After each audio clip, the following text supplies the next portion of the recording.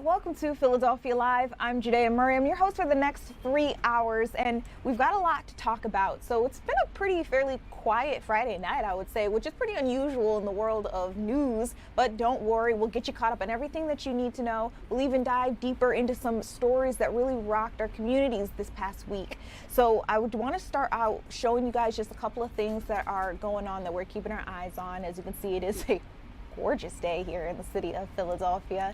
So I'm looking forward to getting you guys an update on your weather forecast. We'll be touching base with our storm team, our weather authority, just to see, what's going on for the rest of the night. Maybe you guys are looking into what to do this weekend. That happens to be our question of the night. I want to get into your business.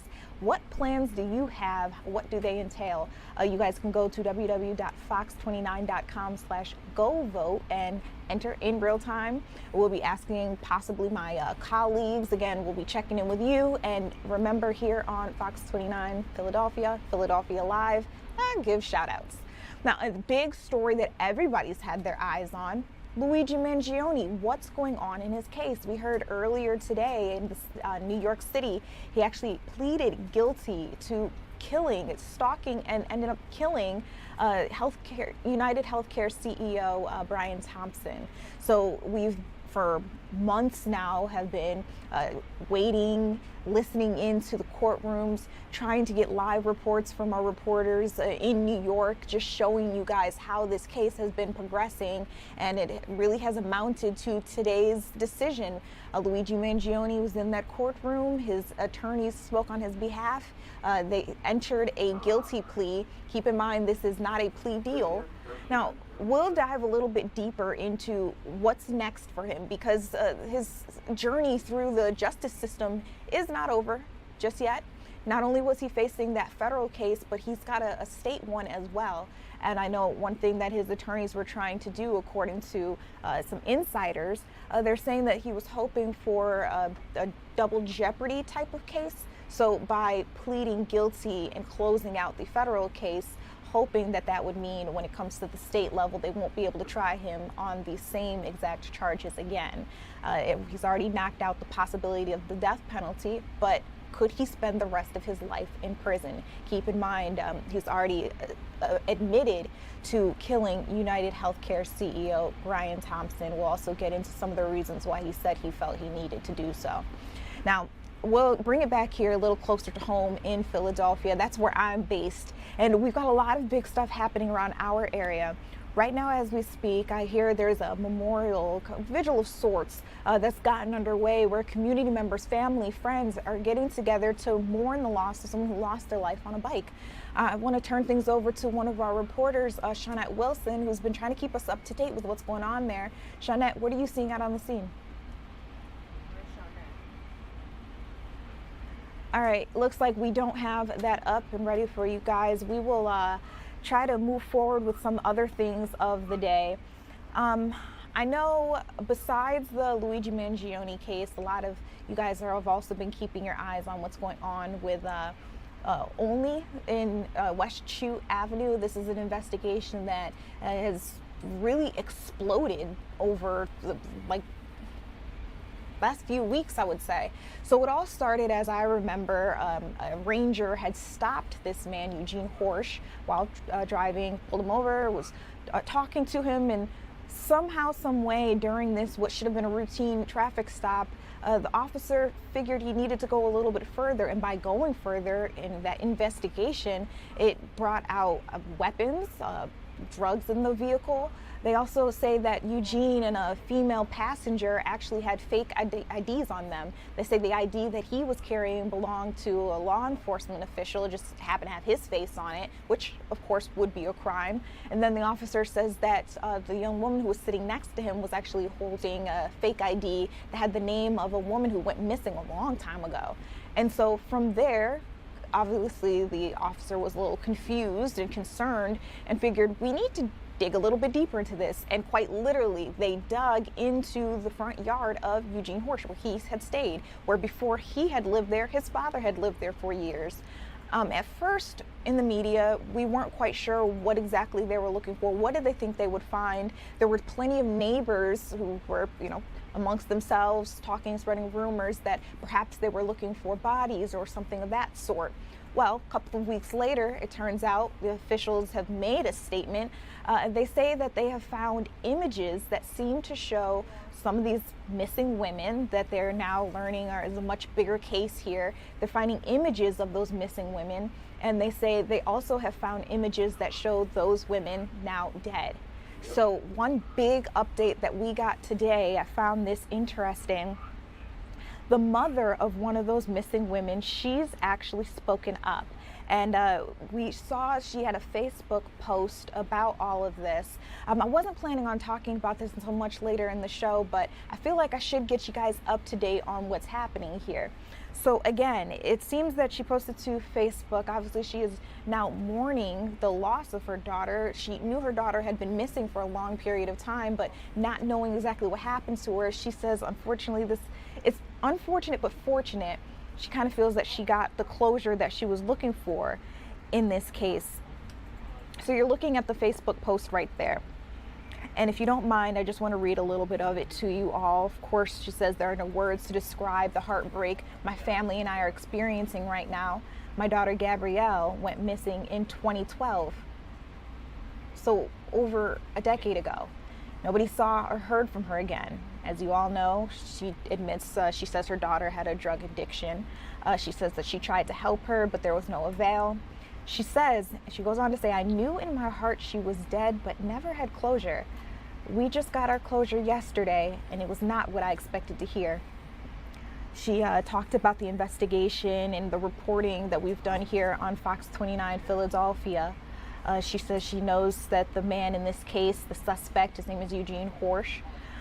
She says that detectives contacted her, other family members yesterday through Zoom before they made the announcement to the public. But now she says that she believes that Horsch murdered her daughter 9 years ago.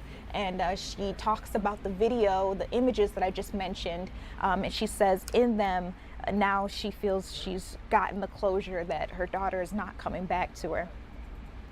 There's a lot more that she has gone on to say, but the one thing that I'll bring it back here to me in studio, the one thing that I do want to point out in this case is we're talking about hundreds of thousands of images, tens of thousands of videos, maybe even thousands of written descriptions of what may have happened to these women. Police have to comb through a lot.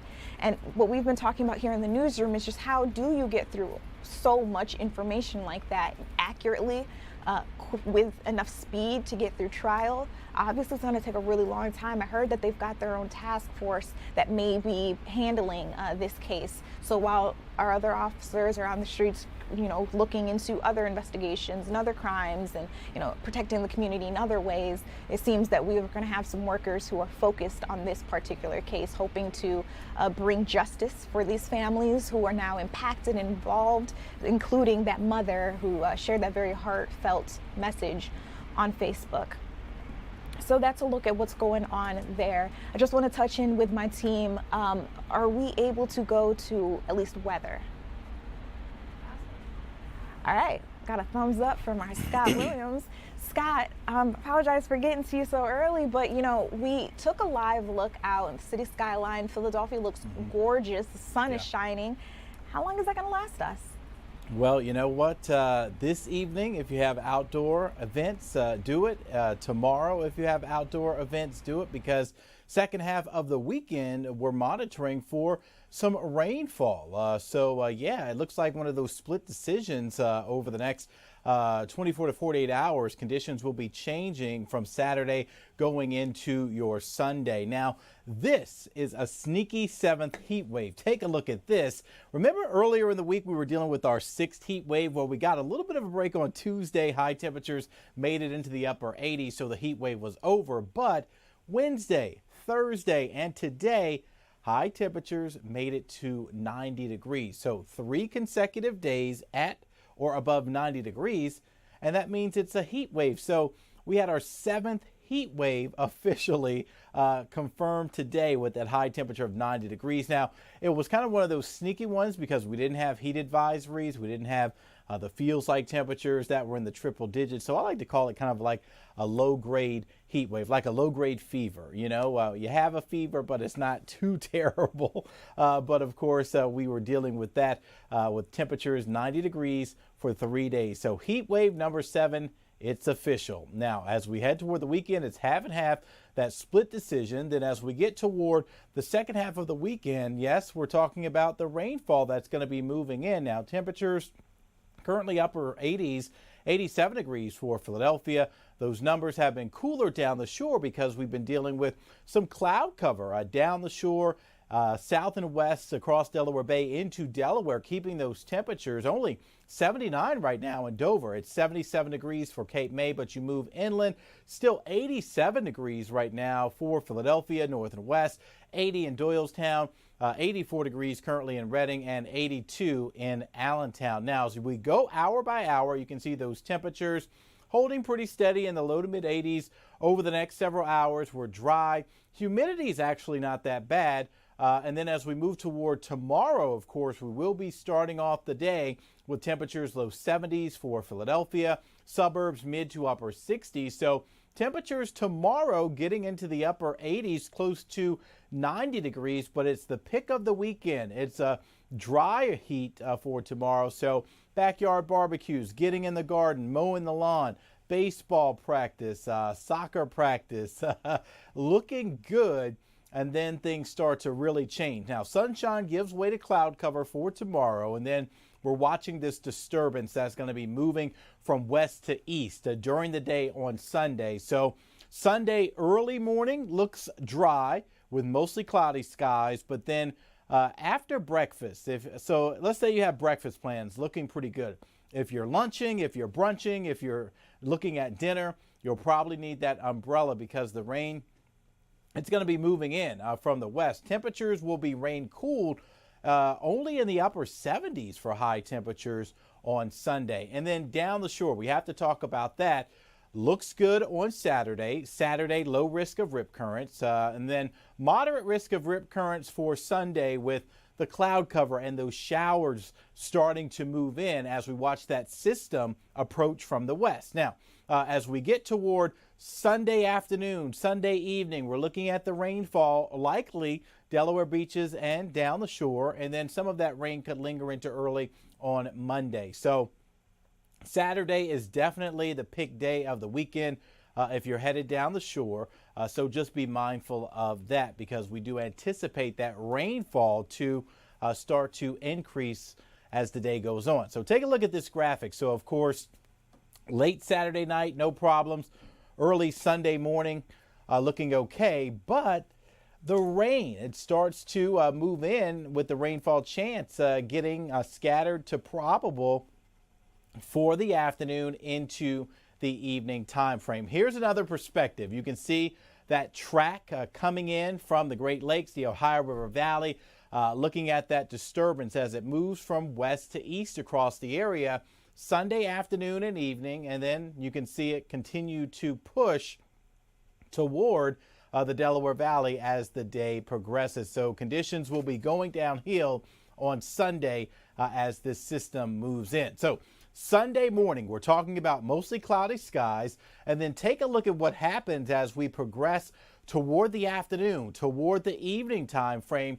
Steady rounds of rain. Now, embedded within some of this could be some thunderstorms where you see the orange, where you see that red, indicating the potential for thunderstorm activity. So by the afternoon, by the evening, we're looking at rounds of rain, and some of that rain could be heavy. Now, computer models showing, up to a half an inch. That's the American model, but the European model's trying to say we could be closing in on 2 inches of rainfall out of this system. So pretty good soaking likely Sunday afternoon into the evening time frame. Now, speaking of rainfall, we've got to talk about the tropics, and we've got to head to the Pacific because we have Tropical Storm Lala, and you can see that right now it's about 340 miles east-southeast of South Point, Hawaii. Movement to the west-northwest at 14 miles per hour. And right now it's a strong tropical storm.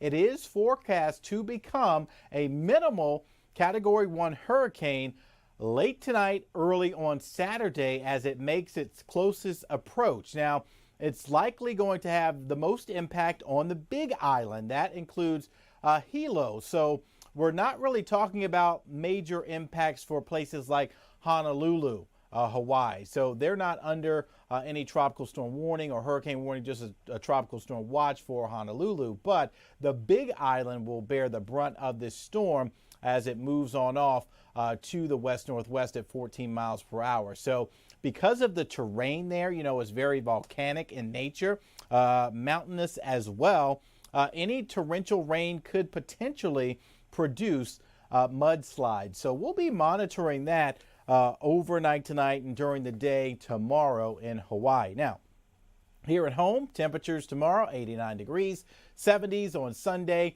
Scattered showers, possible thunderstorm activity with this system. And look at those temperatures on Sunday in the 70s. Then we're back into the upper 80s to around 90 degrees. Monday, Tuesday, Wednesday, Thursday of next week. Maybe some storms by the end of next week. So we'll be monitoring that. And you can see as we look quickly at this 10-day temperature trend, how we go from near 90 tomorrow to the 70s. It's kind of like, what's going on? Well, it's that system that's going to bring us some rainfall on Sunday. And once again, some locations could pick up over an inch of rain before all is said and done. Then we're back to around 90 degrees. The average high for this time of year is 86 degrees. But that sneaky 7th heat wave officially for Philadelphia. I mean, yeah, we were just talking about that 6th heat wave. We got one day of a break, and then we've had 90 degrees for high temperatures Wednesday, Thursday, and officially today. So there you go with the weather. So once again, it's kind of, I mean, it's weather whiplash. I mean, it's weather whiplash. Yeah, right. It's like I had to laugh because we get to see it coming because you and our other meteorologists are very good at keeping us up to date with what's happening. But then I still feel like you step outside and you get slapped in the face with either like a blanket of humidity, or it's so hot and they, for whatever reason, won't have AC on the train that day. Yep. Or, the story, it never ends. It's raining sideways, or you forgot your umbrella, or you need like a mask for like wildfire smoke coming our way. So I mean, yeah, we've had quite the summer so far, and it's not over yet. So absolutely. And another thing, I mean, to keep in mind, we're not even at the peak of hurricane season for the East Coast. So hurricane season typically peaks in the month of September. It's been fairly inactive, so to speak. We really haven't had a whole lot with named storms. So we're going to have to wait and see what happens as we get toward the month of September. Now, with that super El Nino, that prevents typically a lot of formation. So with that wind shear, a lot of these storms can't really form into intense storms. They get kind of sheared apart. So we're going to be watching all of that. But I mean, things could ramp up a bit as we head toward the month of September for hurricane season. And we can get remnants, we can get activity at this northern latitude as well. So we'll be monitoring all of that. Okay, appreciate you. We'll try to stay up with you. I also want to remind everybody this is always the perfect time. Get the free Fox Local app and Fox 29 weather app as well. We are able to give you guys updates in real time. You're going to want those to your phone in the case of severe weather. Again, our team is always working really hard to get you guys the latest updates. And we appreciate you, Scott.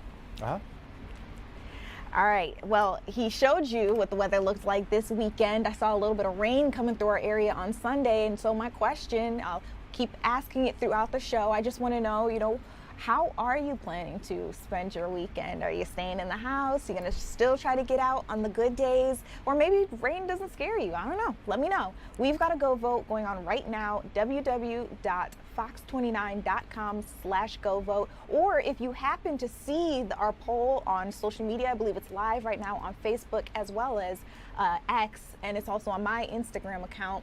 If you see it on there, all you got to do is just leave a comment.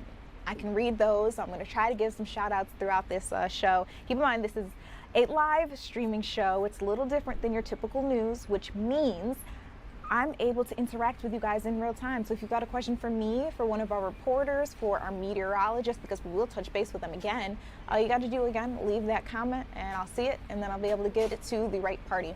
Guys, we're going to take a quick commercial break. When we come back, we got some great news for you guys, especially if you are at all in the world of Little League. Heard a couple of kids are making their way to the big leagues. We'll be right back after this.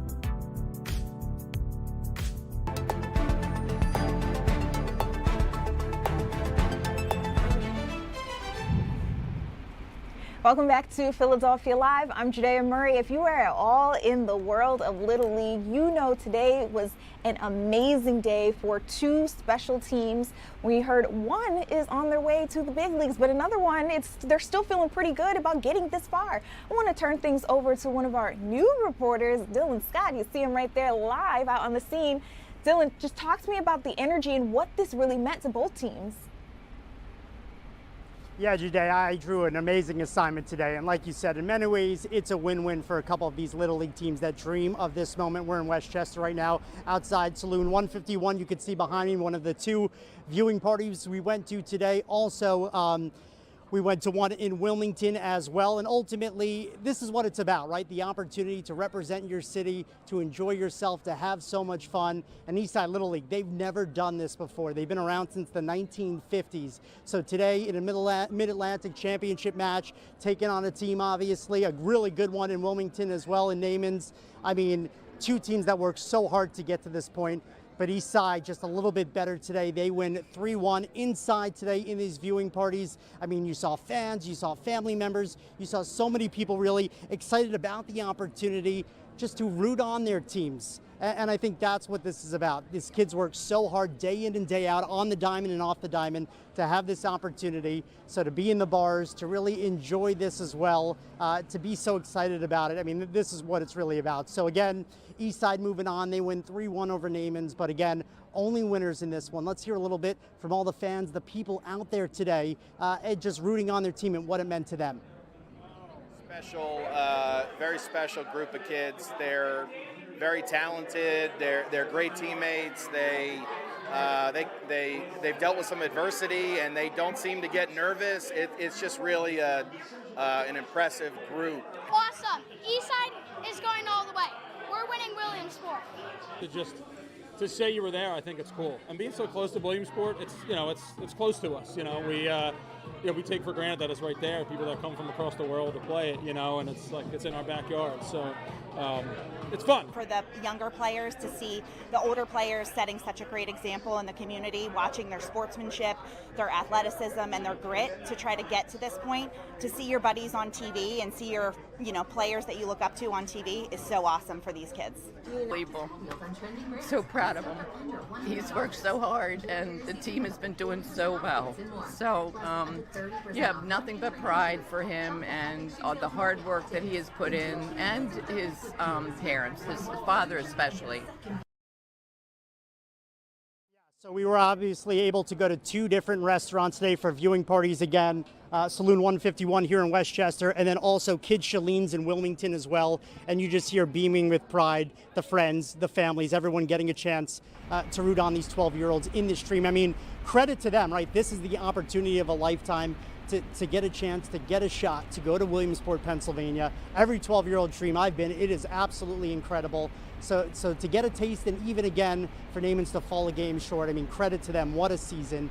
But it's just been so enjoyable to watch their rides, to watch the communities really run, galvanize them, be with them here, and now root them on to this next step. Dylan, I got a question for you. So, I'm fairly new to the area. I haven't gotten to explore all of Pennsylvania just yet. I hear the way you talk about Williamsport. I heard the way that Dad was just so incredibly proud of the kids. What is it about that area that's so special? Like, what makes it so phenomenal?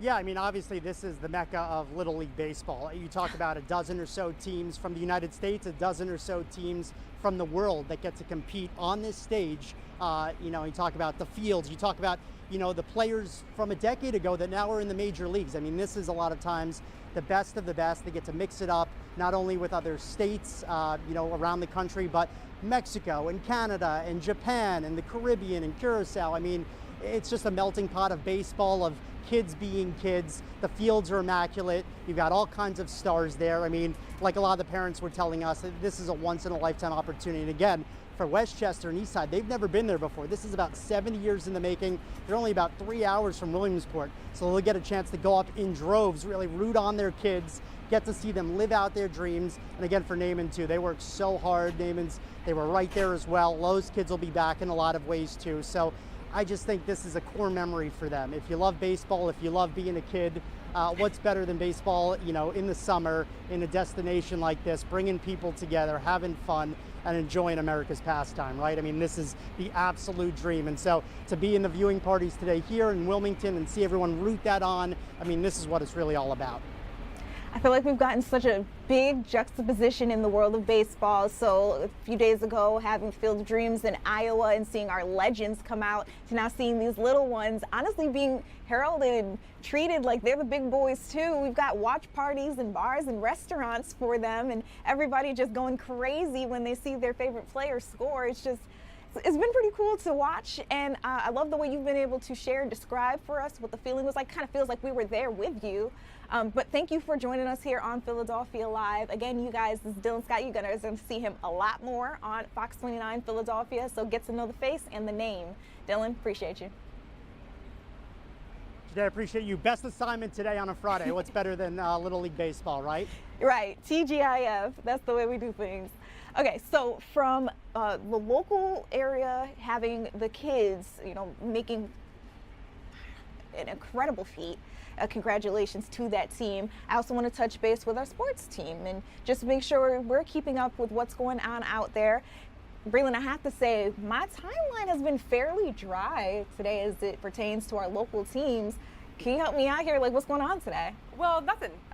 So the Phillies played yesterday in the Field of Dreams game. They won 7-1 thanks to some Kyle Schwarbombs, as well as Brandon Marsh, and some great pitching by Aaron Nola. So they actually have the day off today. They will be continue that series with the Twins but they will begin playing in Minneapolis this time instead of Dyersville, Iowa, as you just talked about with the Field of Dreams game. They're going actually to the Twin Cities now and going to be there for this weekend series. So that is not going on at the moment. They have the day off. The Eagles had a walkthrough today that was closed to the media. Tomorrow they'll begin their first preseason game. And the Union played last night as well. They are out of Leagues Cup, and so now they're just waiting for MLS regular season play to resume. They play in New York on Sunday. So really kind of quiet day here in the world of Philadelphia sports. We're just kind of waiting for the weekend for all the teams to play then. You know, I did hear about something really, really special, though, something you got to do yesterday. I talked to Scott Grayson about it, but you had the interview. I think his name is Sammy from the Philadelphia Eagles practice. Okay, walk the audience through it if they didn't get to catch what happened yesterday. Yeah, that was so special and so touching. So in case you missed this, Sammy is a 12-year-old boy who was at practice yesterday afternoon. And he had made an Inquirer article a couple of days prior to that, and he was granted a wish from Make-A-Wish. And originally he said he wanted to meet Jalen Hurts. He decided, you know what, no, I don't want to waste my wish on doing something for me. I want to do something for other people. And so with his wish from Make-A-Wish, he has been dealing with sickle cell all his life. And that's obviously a very challenging disease to deal with and overcome. And at just 12 years old, you know, that's a serious, serious health issue for him. But instead of wasting it on himself, he decided to instead turn that into something really cool. Did a Sammy's Perfect Day, and it was a carnival-style benefit to a West Philadelphia homeless shelter. And there were, a couple dozen kids that lived there, and they provided toys as well as food and other things, and just kind of gave them a wonderful day out in West Philly. Well, Jalen Hurts found out about this and found out that Sammy sacrificed his wish to help other people. And Jalen said, why can't we do both? So he invited Sammy and his family to practice. Not only did Sam get to meet Jalen Hurts, he also got to meet Saquon Barkley as well. And just a really touching moment, and no one was smiling brighter than QB1. He was just absolutely thrilled to be there, and it was a really touching scene. I had a blast. Oh my goodness. We got to watch back a little bit of the interview that you did with him. And first of all, just seeing how little he is as you put the mic over and you're asking him the different questions, but he's, handling himself pretty well. Yeah. I just thought it was so beautiful. And I'm really happy that you were the one who was able to do it. Yeah, it was awesome. And to be able, like you said, to be able to experience something like that at training camp, I mean, everyone is excited to be there. But for players and media, for fans, it's great. Like I said, everyone's really excited to be there. But for players and media, roughly around this time, it gets a little bit monotonous, right? You're just kind of waiting around for the first preseason game, which is literally tomorrow. So at this point, we've just been out baking in the sun, and you're kind of done and over it. But something like that just gives you so much juice into a practice and into the rest of your day, because you're able to meet an incredible young man who decided to do something just really incredible with his one shot at having a wish. And most people pick an amusement park or like meeting a celebrity like Jalen Hurts or some sort of something, and he turned that into a really, really amazing thing. And to be able to be there, I was actually standing right on the side of all of this, but to be able to be there and experience this with everyone was just really, really awesome. Wait, did I just catch that?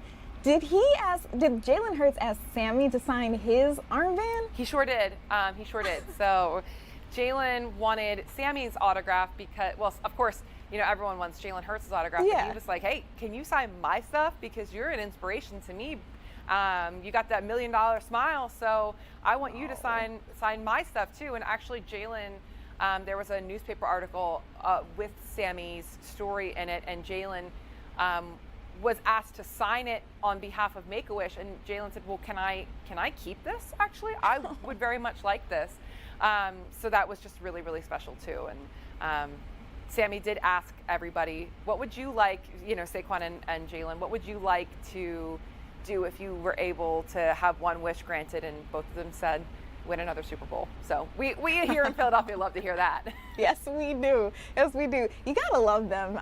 Again, just beautiful story that you were able to share with our audience. Really awesome. And it was, like I said, it was a great way to kind of break up the monotony of a really crazy stretch of practices here when things get boring and you're hot and you're tired and everything else. You look over there and you see that kid with his brilliant smile and such a great story, and you kind of you get all juiced up again. It's like, this is what we do it for. Yeah, There's right. moments like those. Absolutely. Okay, so speaking of putting the battery in the back and feeling re-energized, the Sixers, well, all of the NBA actually released their schedules. Now, this happened a while ago, but I just wanted to touch base with you, like getting to see some of those new games coming up. Anything you are excited about, especially as just somebody who's going to be reporting on it? Yeah, I think it's really telling that they have 34 nationally televised games. That's the most in all of franchise history, and I think that just shows how far this team has come.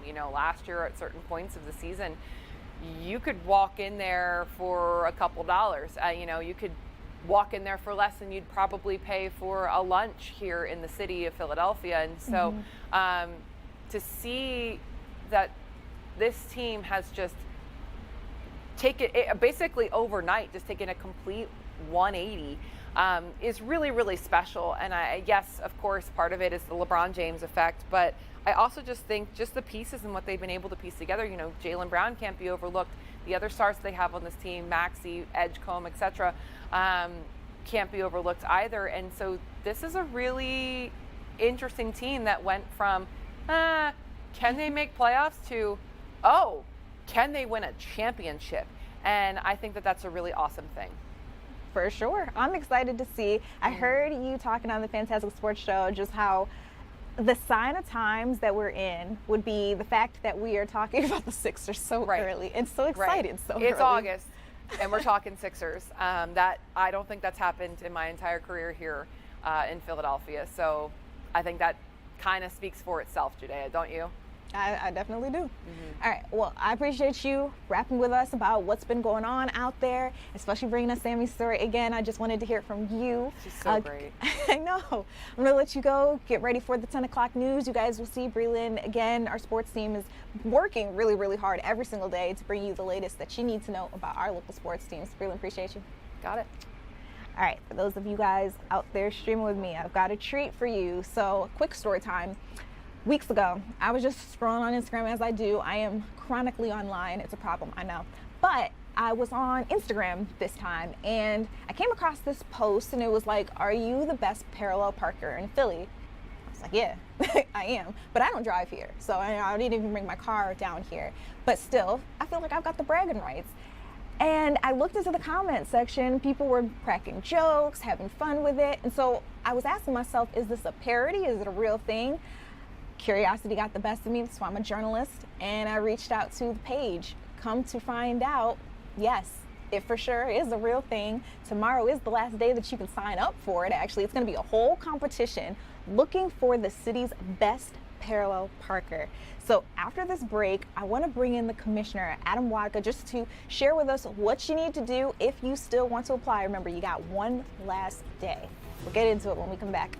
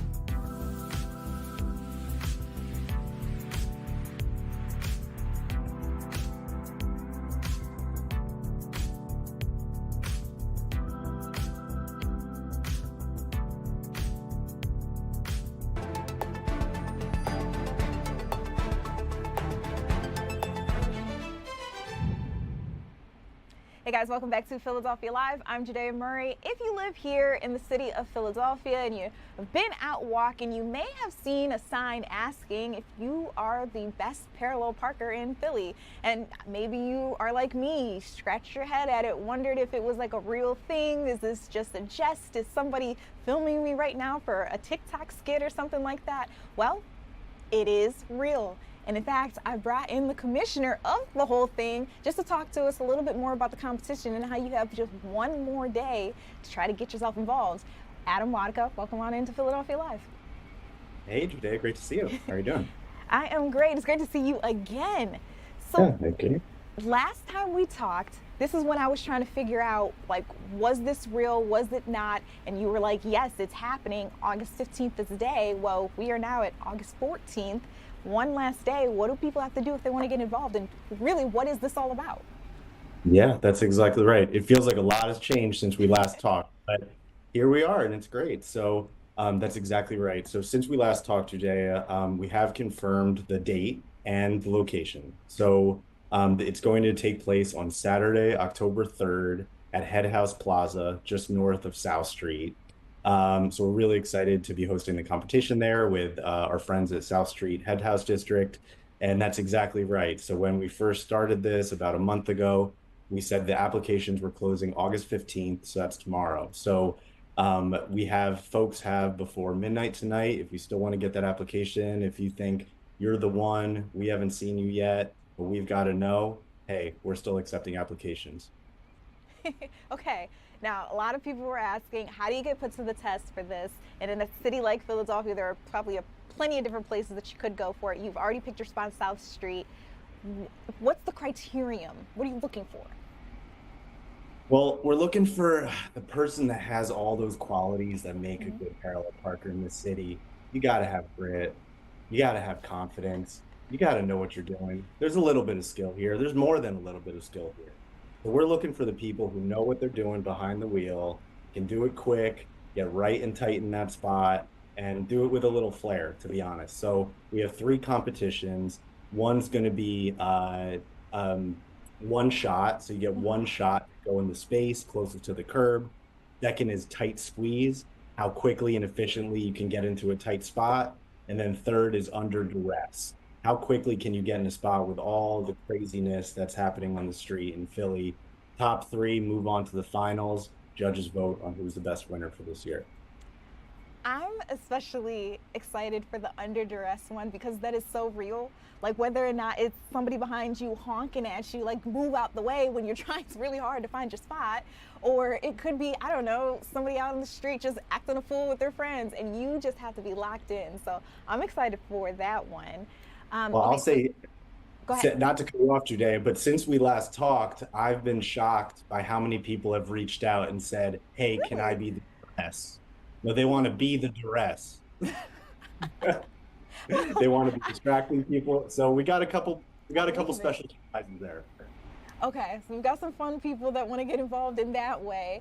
And you said midnight, tonight, last day that you can sign up, but you have until October 3rd to kind of practice if you are chosen.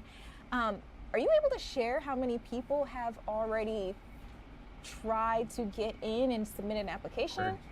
Yeah, we can. So I haven't looked today or yesterday, kind of as we're doing the final push, but we do have over 800 applications. Oh my gosh. For 20 spots. So it's very competitive. The selection committee has been going through the applications as we've been receiving them. To be honest, it's been a delight. And I wish we could take everyone, and we're excited for what the future holds and how we can get more people involved and give more people a chance to be able to show off and compete. For this year, we got to try 20 to start. So we've been going through finding those people that we think represent Philly really well as a whole, put them together, those folks who think and know they're the best. Hey, let's see who wins. I love it. I love it. I'm really excited.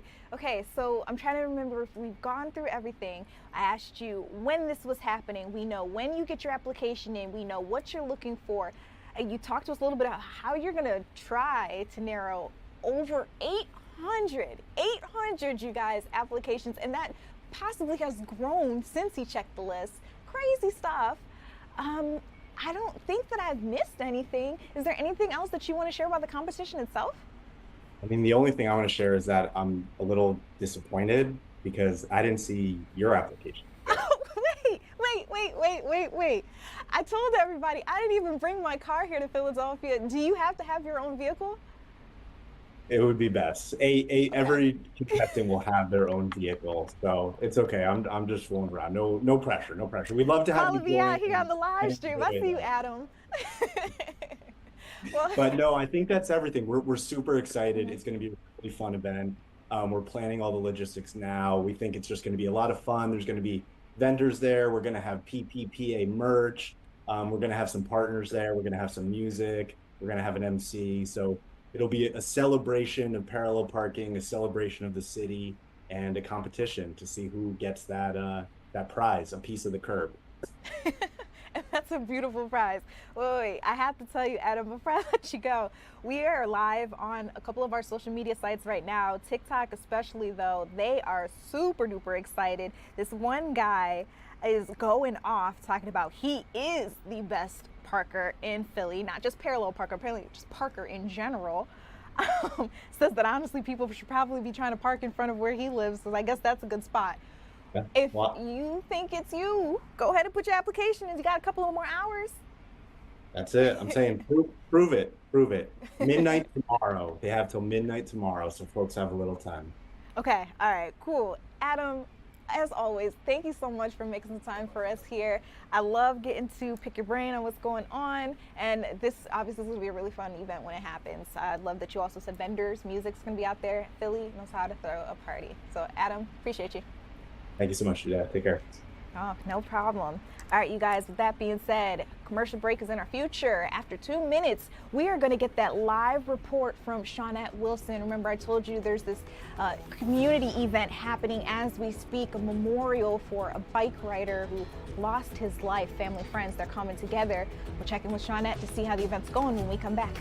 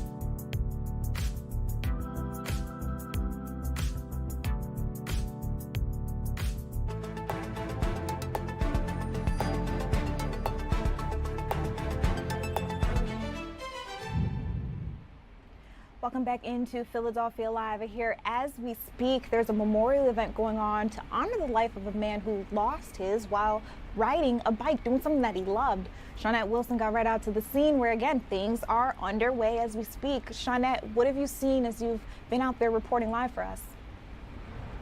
So Judea, the cyclists are just returning to the scene here right now, which is why we just started with the shot. They did a memorial ride a little bit ago, just around the neighborhood, and to come back to the scene where a man lost his life. So what you see now is family, friends, members of the community, people who are part of the bike coalition. You see those in them in the yellow vests. They are just returning from that memorial ride that they did. They're doing this ride for Glenn Colville, and it's in his memory and honor, but also his birthday is tomorrow. So his family organized this memorial tonight in honor of his birthday. He would have turned 44 years old, and you can see there's a happy birthday sign between the two posts here hanging up, where you also see the balloon. So I talked to his sister Shannon Colville a little bit ago, and what she told me is that it was back this past April that her brother was riding his bike here on Lehigh near Aramingo when a car came by and hit him. The car kept going, the driver kept going. Fortunately, some witnesses in the area were able to follow the driver and lead police to the driver. So the driver was taken into custody and arrested. This is still going through the court process right now. So, his sister says that he, loved to ride his mountain bike in the area. And she's just heartbroken, as you can imagine, that her brother's life was taken and that, someone reportedly left the scene and he died. The thinking here is always, that if you stop and render aid, maybe you give a person a chance to stay alive, but that did not happen. So I don't know if you can see his shot here. This is his sister, Shannon, here, right in front of the white bike. We've got a little bit of traffic coming right now, but it should clear up in a second. But she's putting a sign up on a bike. This is a ghost bike, and the Bike Coalition will often donate these to families who have lost someone who was a cyclist. And what they do is they put this ghost bike at the memorial site, and they decorate it, and it kind of just remains there in this person's honor and memory. So what they're doing right now is they're kind of just starting some remarks. I know his sister's going to speak right now. Someone from the Bike Coalition is speaking to those who are gathered. And then they're going to at some point do a balloon release here at the scene tonight. So, the family is still fighting for closure. There are two parts to this that they're hoping for. Obviously, there is an arrest, like I said, but that still has to go through the court process. But they're also dedicated to raising awareness about bike safety. Now, we're not exactly sure, as this investigation is ongoing, exactly who was at fault here or why the driver ended up hitting Colville. But the family and also the Bike Coalition, again, in those yellow vests, are hoping to get the word out just to be safe and share the road. Where he lost his life here, there are posts up to kind of mark where a bike lane would be. But they're fighting for something, that would be much safer than that. His sister said to me, paint and post don't, mean lives are saved. So they are fighting for something that they think would, give more protection to bikers on this busy stretch of Lehigh. So that's what's happening right now, Judea. I'm trying to see now who's over there talking. Okay, so yeah, the Bike Coalition is still talking. But the order for today was, they came out, they redecorated his memorial site with the balloons and the posters. They did the memorial bike ride around the neighborhood. They've got a program with remarks now, and then they're going to, at some point, do the balloon release tonight. Shauna, I understand that you're also getting ready for your 10 o'clock reporting, so I'm going to let you go just in case this is something that you need to get. I'm going to let our audience come back here with me because I do want to make some comments about what we all just saw there. So as Shawnette was telling us, really the story behind what we are seeing there live and that scene, the event that they held for him, I can say how beautiful. Like a nice sized group, they had their ride. I've heard the term ghost bike before, but I've never actually seen one, so I didn't know what to expect or what it would look like. So you could see they've painted it all white. They, as she said, they leave it at the site of where someone who was riding a bicyclist, ends up losing their life. And then people are able to leave any type of memorial. That could be flowers, cards, as we saw a lot of different posters there for him. And as she mentioned as well, Colville's birthday is tomorrow. So they're celebrating his life in a number of different ways. And just, again, a beautiful scene to see and just to understand what's happening there. So if you are interested in learning anything else about this particular story, remember Shawnette Wilson is going to have a live report for you guys at 10 o'clock. Okay, you just got to stick around with us here on the Free Fox Local app, or you could go to fox29.com or the Free Fox Local app and get up to date on everything that's going on there as well. Now, you guys, we have a lot of different things in store. I just want to, get you ready and maybe interested in some of the things that are still coming up ahead. So we heard that there's a curfew out in Cape May, New Jersey. We'll be having a live report from one of our reporters here at Fox 29 to share with us what this curfew means, what other rules might be in place, everything that you need to know to make sure that you are not violating anything. Then we're going to listen in as President Donald Trump was out in Nassau County in New York. That's the Long Island area. He spoke in front of law enforcement and for a lot of his supporters about what he wants for the future of the U.S. He spent a lot of time talking specifically about the conflict between the U.S. and Iran, and I'll let you listen in to a little bit of what we got there. Also around 8:30, wait for this, at 8:30, we've got a live interview with an attorney who can talk us through the Luigi Mangione case. So if you've been keeping up with that at all, you know that this young man today pleaded guilty. He admitted that he purposely went to New York, opened fire, killing United Healthcare CEO Brian Thompson. He says that he did it because of some issues that he had been having with his back, anger that he had toward the healthcare industry as a whole, and specifically targeted Brian. So this was a federal case that he pleaded guilty in, and now I've got some questions about what are the implications on the state case that he also faces as well. That's a murder case. I'm hearing that it's possible his attorneys may be trying to use double jeopardy in New York to make sure that he either won't have to face trial in that case, or maybe the charges will be dropped. Either way, we all know that he is going to prison for quite a long time. Whether or not it's for the rest of his life still stands. We've got till December to hear the sentencing in that case. So we're going to keep our eyes on the situation with Fox 5 New York, who's been reporting very heavily on what's happening every single day in the courtrooms. We'll also be, again, having that interview a little later at 8:30 with an attorney who can help us make sense of everything that we're seeing there. It's about that time now, you guys. 7:58. We're going to take a quick commercial break. When the 8 o'clock hour rolls around, we're going to have that live report on what's going on with Cape May's curfew. We'll be right back.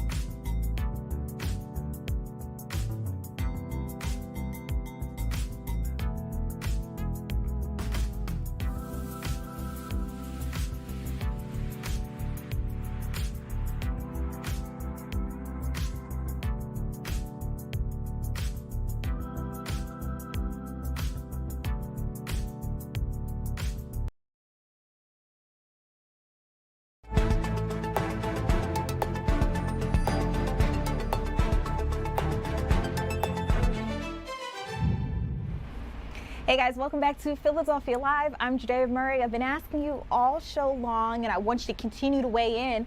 What are your plans this weekend? You want to get out and about? We know the weather's going to be a little tricky. I know a lot of people, though, end up hitting the beach and the boardwalks like literally every single weekend. I'm hearing that things may change for how long you can be out at one area in particular. We're talking about Cape May, New Jersey. Help us make sense of what's going on here, because I heard they're calling for a curfew. We're going to bring in Jill Croce, one of our reporters. Jill, you heard about the ordinance. You got out to try to report on it. What are you able to bring us? Yeah, there's a lot to unpack, Judea. We're coming here from Cape May. Effective immediately, there's an emergency ordinance now in effect. It's to deter unruly teen behavior. The city has had an issue with it in these past weeks of this summer. This will be the first weekend that this is in place. That's why we're here. This is new for everybody. It's a backpack and bag restriction, beach curfew, and a city-wide curfew. They were all finalized Thursday at a special council meeting. Now, City Council, they voted unanimously Thursday to pass the measures all included in that ordinance. So here's what is in effect now, and this happened as of Thursday afternoon after that meeting. Those under 18 cannot be on the beach after 8 p.m. unless with an adult. There's also a bag and backpack restriction for anything more than 8 inches in height, width, or depth for the promenade and beaches. That's in place from 8 p.m. to 6 a.m. That's for all ages, and there's exceptions to that part of the ordinance, like medical supplies bags. I talked with the city's manager today. I said, why didn't you guys enact this earlier in the summer? And he said, we really weren't experiencing the problems. It's been over the last, he would say, 2 or 3 weeks that they saw this juvenile activity really increase for the area. The city manager also wanted to point out that they have always had a city curfew of 11 p.m. during the summer, midnight during the off season. But now that's been moved a little earlier with that city-wide curfew of 10:30. The city manager says disorderly behavior will be handled on a case-by-case basis, because I asked him, would there be any fines or anything? He said case-by-case basis, but it was really about offering these officers the tools that they need to address these issues that are on the climb when it comes to juvenile behavior. And these ordinances are in effect now year-round. So once that meeting was over, it was an emergency ordinance. That means it's in effect now and will be year-round, Judea. Oh goodness, some people in our live stream chat were just, as you were talking, like, oh my goodness, this is crazy. Somebody asked why. You already went over it, but just for people who just joined in, can you just let them know one last time why the city says 8 p.m. is the way to go now? Yeah, so I'll run through it again for you. So as of Thursday, it's all about the juveniles with this. Those under 18 cannot be on the beach after 8 p.m. unless with an adult, so that's the exception. That same age group under 18 now has a 10:30 citywide public places curfew, again, unless you're with an adult. Backpack restrictions, anything more than 8 inches by height, width, or depth. That's for the promenade and beaches from 8 p.m. to 6 a.m. That's for all ages. And so these are all in effect right now, Judea. And some people that we were talking with on the boardwalk earlier today thought 8 p.m. was a little too early. A lot of people said it's a shame that a few bad actors ruin it for everybody. Another lady we spoke with, she said she was reflecting on her time as a teen, and she said times are different, you know. People gather, social media really makes people gather in numbers not seen in the past, and so they were all just reflecting on what they thought. They all heard about it for the first time when I was telling them, so that's also another purpose of us being out here, is just letting the public know that this is now in effect, whether if you're a resident or visiting. Got you. Well, again, thank you for sharing, especially for people who just came on into the chat. We're wondering what was going on. That was a great recap. Jill, I appreciate you. We're going to see you again in the 10 o'clock hour, just in case anybody missed out on what's going on. They'll have a full report then. So everybody, that's when you want to stick around with us. The free Fox Local app is the way to go, or fox29.com/live. Appreciate you, Jill. Again, just addressing everybody who's out there streaming with us. This isn't that surprising to me that we're seeing a city enact a curfew, a citywide curfew, but specifically for the beaches, specifically for young people. Was a few months ago, if I remember correctly, that there were a lot of complaints about these teen takeovers at different sites. A lot of them happen to happen at beaches. I'm not sure if I remember Cape May being one of them, but still out in New Jersey, it was an issue. So again, it's not that surprising for me to see that officials are saying, hey, maybe we need to have a better rein, a handle on what's going on here. This also kind of reminds me of like decades ago, there was that nationwide a call to action. It was like a PSA. You would hear the voice come on the TV and it would be like, it's 10 o'clock, do you know where your kids are?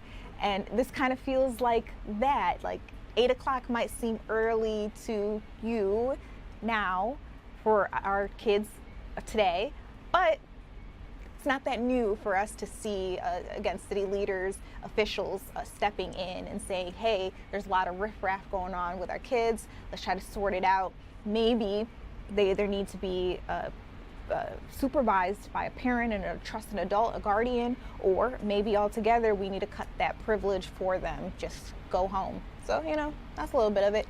But behind the news earlier today with Bill Anderson, he had an interesting interview. He actually met up with the mayor of Cape May, who talked a little bit more about the decision to team up with the police department and put this out. Take a listen. New curfew is 10:30. You know, and I'm a father of three. I have a 1 year away from a new teenager, but you know, I think what they were seeing was a lot of the issues happening after 10:30 at night. And I do think with social media, it's those 10-person gatherings all of a sudden become a lot more. People find out where everybody's hanging out, and so we just wanted to equip the police with the tools to make sure that they take care of any situations before any real issues come up. So explain to me how curfews work, because it varies based on where you are. Some say that, you know, under a certain age you have to be at home at 10:30. Others say you just can't be out in public spaces after 10:30. What does this one say? So at 10:30, it's time to head home. And so if you're not with a parent at that point, it's time to go home. And that puts us in a line with a lot of the other seaside communities. And actually, what we were kind of seeing was some of the seaside communities that already had this law put into place. We were starting to kind of become the after party. So we didn't want to see that happening. So now we're much more in line with our neighbors and neighboring municipalities so that, yes, after 10:30, it's time to start heading home. Okay, and since it's going into effect tonight, I would imagine that authorities will start off with kind of the reminder that it's time to go home before any serious enforcement begins. And that's it. I mean, our police chief grew up here. He's president of the County Chiefs Association. He truly loves this community and frankly knows a lot of these kids. And, you know, the idea is not to try to arrest people, but it's just to make sure that they're safe, to make sure families who are traveling here or live here are safe. And I have to tell you, they do a really good job, but this is just giving them the tools to make sure that it doesn't get any worse than it has been in the past. All right, so you heard the rules starting tonight. That's what's going on. If you missed anything, as I mentioned, stick around with us. We'll go over it again in the 10 o'clock news. So wait for Jill Croce. She's got a live report available for you guys in the 10 o'clock hour of things here on Eastern Standard Time. You guys, we're going to take a quick break. When we come back, I want to get into President Donald Trump. He was out today in New York City. We're talking about Long Island area, talking in front of law enforcement, in front of many of his supporters. He talked about a myriad of topics, but I would say one that I focused in on is what he had to say about our conflict with Iran. More specifically, he had this specific quote that's really been going around suggesting that soon the Strait of Hormuz could become a U.S. territory. What does he mean by that? We'll get into it when we come back.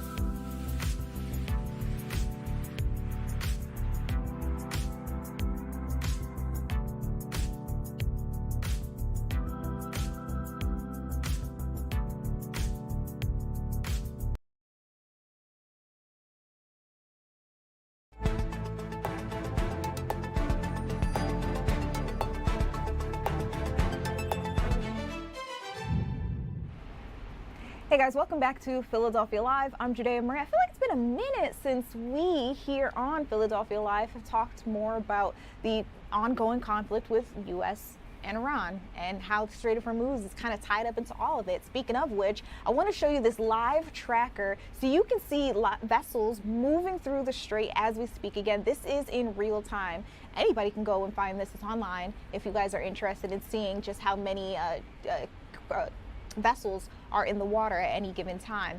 Now, it's important to talk about it because earlier today, President Donald Trump was speaking out in Nassau County on Long Island, and he said to a crowd full of folks that while we're fighting with Iran, if I can quote this, after we finish defeating Iran, which is being very badly defeated, pretty soon I'll be declaring the Hormuz Strait a territory of the United States.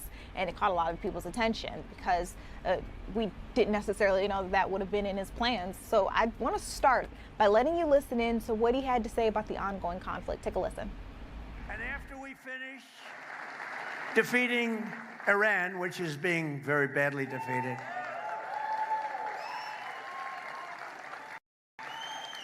pretty soon I'll be declaring the Hormuz Strait a territory of the United States.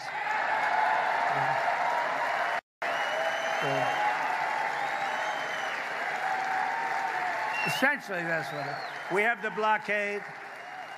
No ships get through unless we want them to.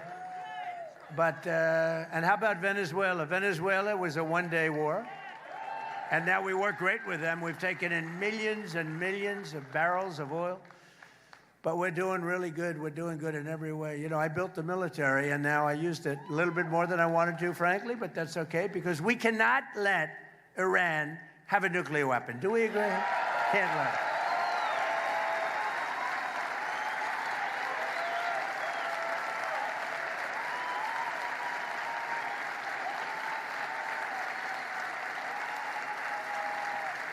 So most things are down. And I had, you know, before I started that, I had to make a journey. I said to my guys, I said to Howard, Scott, Marco, they're all fantastic. What a great group we have. But I said, fellas, we had just had the best month anyone's ever had as president. The numbers had just come out. I just got back. I was in Iowa helping some people. And I was in office. And we're looking at the pump. And it's $1.95 a gallon. And another one was $1.85. I was at $1.85 a gallon. And I meet them the following day. I said, I have bad news for you guys. We have to make a little journey to the Middle East because we have to put out a potential disaster, a potential very big fire like you've never seen. We can't let Iran keep going. They would have had a nuclear. If we didn't hit the B-2 bombers, if we didn't hit them, you would have had a nuclear weapon. And it would have been a very sad day for this country and for the entire world. So I said, we're going to have to put out the fire in the Middle East, and we've done that. They're never going to have a nuclear weapon. We have loaded up. So I just say this. So for you to pay a tiny little bit more for your gasoline, just remember, you're doing it so that a very evil country cannot have, a country really, it's the #1 state sponsor of terror in the world. We don't want to have them have a nuclear weapon. So remember that when you have to pay a little bit more, you're at $4. It's okay. I mean, it's, I'll never apologize. I did the right thing. But you could, you know, if you didn't have, you'd be at, I mean, I had it down to below $2 in many states, but in California you can't include because they keep taxing. You lower the oil price and they end up taxing you more than what you lower it. But you just have to remember that what we're doing is a great service for the world, not only for ourselves, for the world. And we're really doing a great job. Our military is unbelievable. The blockade is unstoppable. It's a wall of steel. The blockade is a wall of steel. Okay. And while he says that, I do want to let you know just an hour ago. So what you heard was a couple of hours ago. An hour ago, we got a report from the Abu Dhabi National Oil Company. They said that one of their vessels was attacked while crossing the Strait of Hormuz over the weekend. Excuse me, earlier tonight. I apologize. They say one of their vessels was attacked while crossing the Strait of Hormuz earlier tonight. They also said that The attack didn't result in any casualties. They say the situation was quickly brought under control. They also have not identified who was responsible for that latest attack or give any other insight into the amount of damage that was taken on the vessel or whatnot. But again, I did want to let you know that there was an attack while going through the Strait of Hormuz, literally just within the hour. Now, I also want to share with you guys, that's not the only thing that he talked about during this particular meetup in the on Long Island. Earlier, he started out hot. Like I said, there were quite a few law enforcement officers in the area, in the meeting, like right behind him. He also spoke really to a lot of his core audience, I would say, out on Long Island, a lot of his voters. And keep in mind, we're coming up on a big election in November, so this is the time to get out in front of all the different voters and try to talk a little bit more about who you want in office, who you might want to replace, and that's a little bit of what the president did too. I want to let you listen in from his own mouth what he had to say. Take a listen. Thank you. Thank you very much. Wow. There's a lot of people outside trying to get in. A lot of people outside, but I just want to say a very special hello to New York and a very, very special hello, Long Island. I love Long Island. I'm thrilled to be back in the state I love, and I do love it. I'm so proud of it, but it's going in bad direction. We got to change it around. We'll get Bruce in there. We'll change it around. We're going to change it around. You watch, he's going to do well, but to be with the hardworking patriots of Nassau County, appreciate it. And we're especially grateful to be joined by the incredible men and women of Nassau County Police Department and a lot of other law enforcement.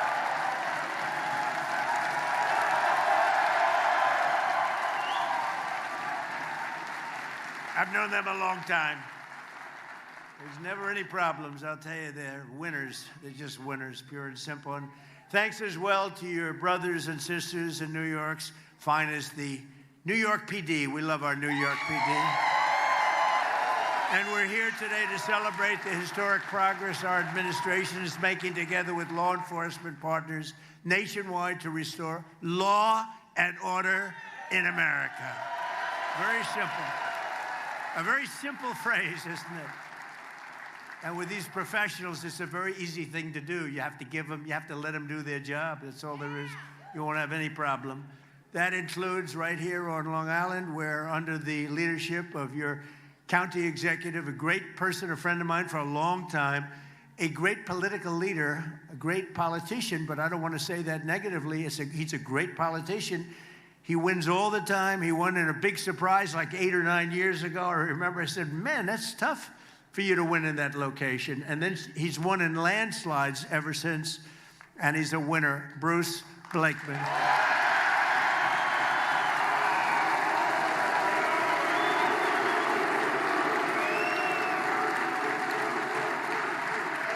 And I said it. I said when Bruce's name got up, I said, you know, if they give that guy just a little bit of a chance, just a little bit of fair treatment from the fake news and everyone else, he's going to win. No, he's going to win. I mean it.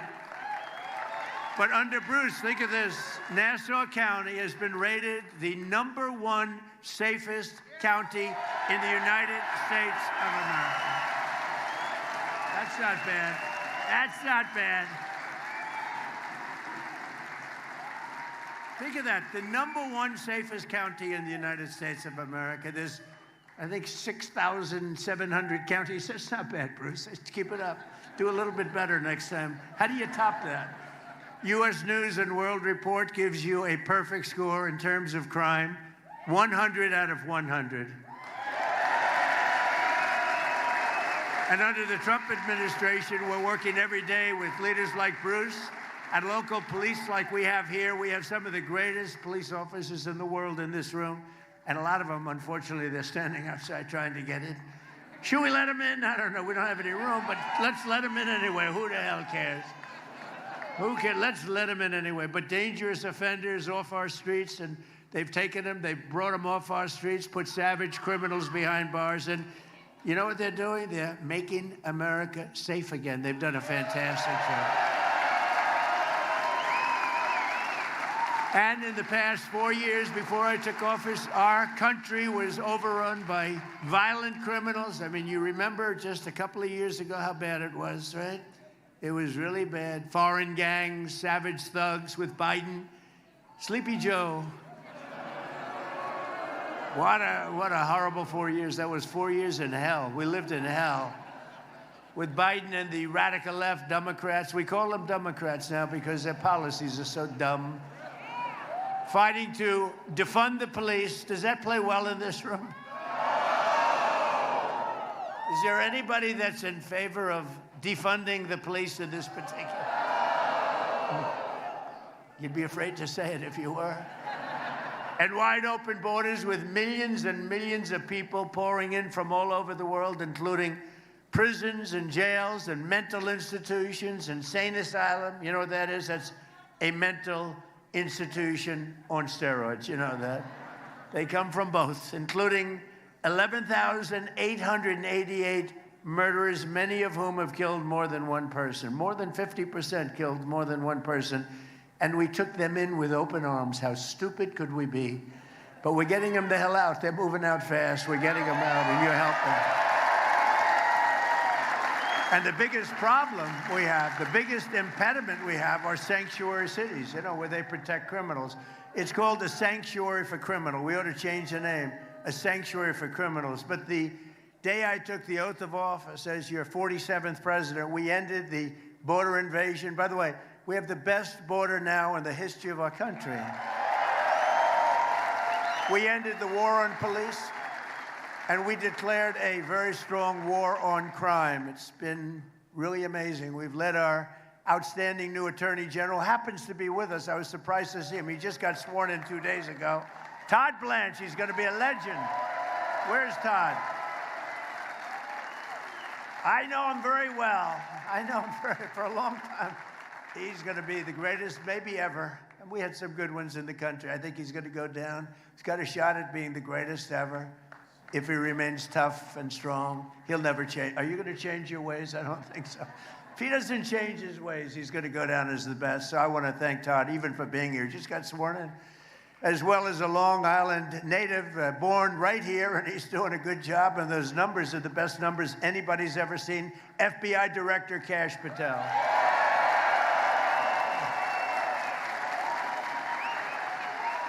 Best numbers anybody's ever seen on crime. And with your help, last year we achieved the largest drop in murder rate ever recorded, the lowest level in 125 years. That's since the year 1900. That was before my father was born. He would not have liked me saying that because he always liked to say he's quite young. But he wouldn't have liked that. Think of it, 125 years ago, we broke the record. It's amazing. It's amazing. So I just want to thank all of the people in this room. And today I'm thrilled to announce that the FBI has just released a new uniform crime report showing that in 2025, we achieved the single largest reduction in violent crime in American history.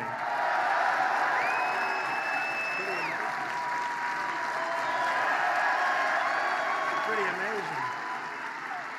And last year, there were over 3,100 fewer murders than the year before I took office. Remember this, though? And we allowed, through this stupid open borders policy, 25 million people to come into our country. Many of them are now gone, but 25 million people, that's the number, that's the real number, to come into our country. Many of them, the people I just said, drug dealers, prisoners from all over the world. They came in from the Congo, they came in from South America. They were in, and despite that, we have the best crime record in recorded history. 2,000, think of this, rapes, 10,000 fewer. We had 10,000 fewer rapes than the year before, 1 million fewer assaults, robberies, burglaries, thefts. The numbers, every single number is first time it's ever happened. Every single number is the lowest number in recorded history. And according to the latest data, crime has continued to plummet under our leadership in 2026 with Robberies down another 20%, and murders down another 23%. So the numbers you just heard, the preliminary numbers for just now, are even lower than the record numbers that you just heard. So it's a great tribute to all of the people in this room. Together, we're showing what is possible when you finally have a president in the White House who supports our police, who lets you do your jobs, and who always backs the blue. We back the blue.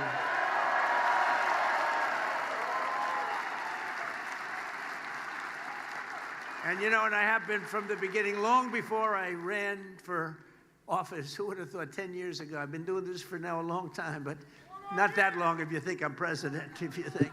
It's a pretty quick trip. But I'm with you, and always was 100%. 100%. And my administration is proving billions, and we're giving you billions and billions of dollars to hire, equip, and train new police officers. We're giving you more money than you've ever been given in history. More money, and you're going out and you're buying the best equipment you can buy. As president, I will always protect our qualified immunity. Would you like qualified immunity, everybody? Qualified immunity. It's always very important. I also deployed the National Guard and federal law enforcement to restore public safety in our nation's capital, Washington, D.C.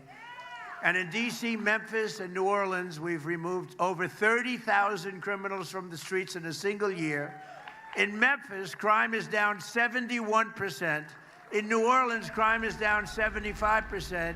And in D.C., crime is down 81%.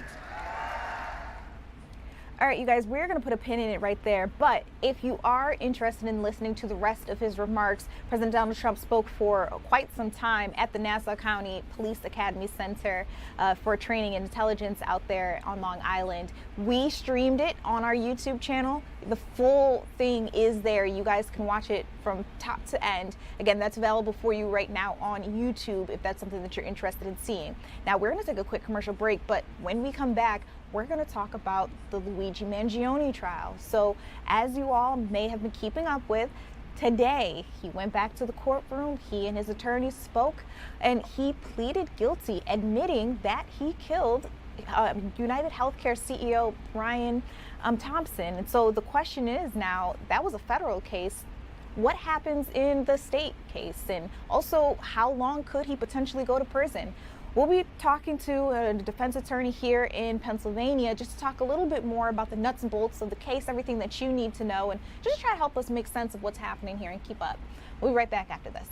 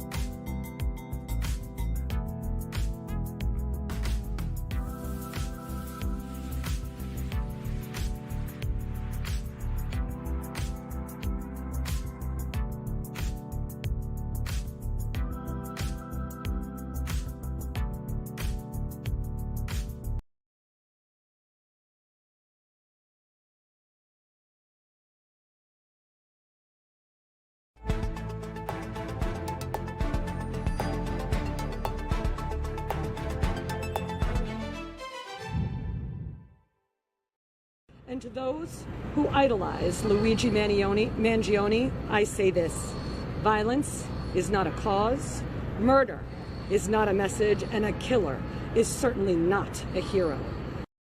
Icy words coming from the prosecution today, right after we learned Luigi Mangione was officially giving a guilty plea, in his essence admitting that he came to New York City with the plan to kill United Healthcare CEO Brian Thompson. There are images that we have seen over and over again for the last year and some change.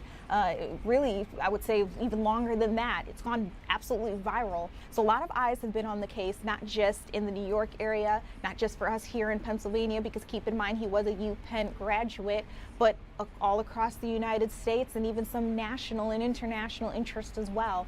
So I want to just make a little bit more sense of what we just heard today, because I hear that the road to justice is not over yet for Luigi. It's not going to be over anytime soon, that is. So I want to bring in Dante Mills, a defense attorney based here in our area, in the Philadelphia area, again, just to talk us through what we just saw there. So, hey, Dante, welcome back to Philadelphia Live. Thanks for having me. Of course, I had to bring your voice in. It's very important for all of us to just understand a little bit more. So he just pleaded not guilty. He just pleaded guilty after saying before that he was not guilty in this case. I think at some point in time they were maybe even going to try to suggest that it was like a mental health issue or anything else, playing all their cards here. But this was 2 federal stalking charges, and I hear those aren't the only things he's been charged with. Is that right? Well, no. So in the federal court case, he did plead guilty to stalking that led to murder. So no, it's not the typical murder charge that you see in a state case. In fact, in the state of New York, he was charged with 2nd-degree murder. It's not that typical kind of murder charge, but it is stalking that led to murder. So it does encapsulate or include the fact that he took Brian Thompson's life. You were right, absolutely, when you talked about in the beginning of this, he said he was going to plead. He did plead not guilty. He said he had some defenses, but all of that was put to rest today. He read a statement in front of the judge in the courtroom where he admitted that not only did he stalk Brian Thompson, he learned where he was going to be. He made calls to United Healthcare to figure out where that event was going to be held. He made a gun with some 3D printing, and he traveled to New York for the purpose of killing Brian Thompson. He went further on to say that he shot him, and when he shot him, he recognized what his actions would lead to, that Brian Thompson would in fact die, that Brian Thompson would be afraid that he would lose his life, and that in fact he did. So all of that is put to rest. It's sealed that this man committed this crime, and he's accepted responsibility for it to a certain degree. The one thing in that statement he read to the court that kind of stuck out to me, and I was shocked that his attorneys let him have that in there, is he tried to shift the blame a bit. Even after admitting guilt, he talked about having pain in his back. He talked about how the healthcare system failed him because it was not in a position, he did not have the proper healthcare to get better, and he believed that the healthcare system failed him. He seemed to try to use that as some kind of justification. I don't think that that's going to play well for him. Remember, this judge has to sentence him in December. It's going to be in December. And the judge is going to have in the back of her mind that I don't know if he's accepting full responsibility, where he's still trying to point to reasons why he's justifying the murder he committed. That is an excellent point. And I want you to hold that thought, because we're going to dive a little deeper into how this may play out for him in sentencing. I also have some questions about what could potentially happen. He's got a state case as well. It's not just federal charges if they choose to move forward with that one. But let me ask you this.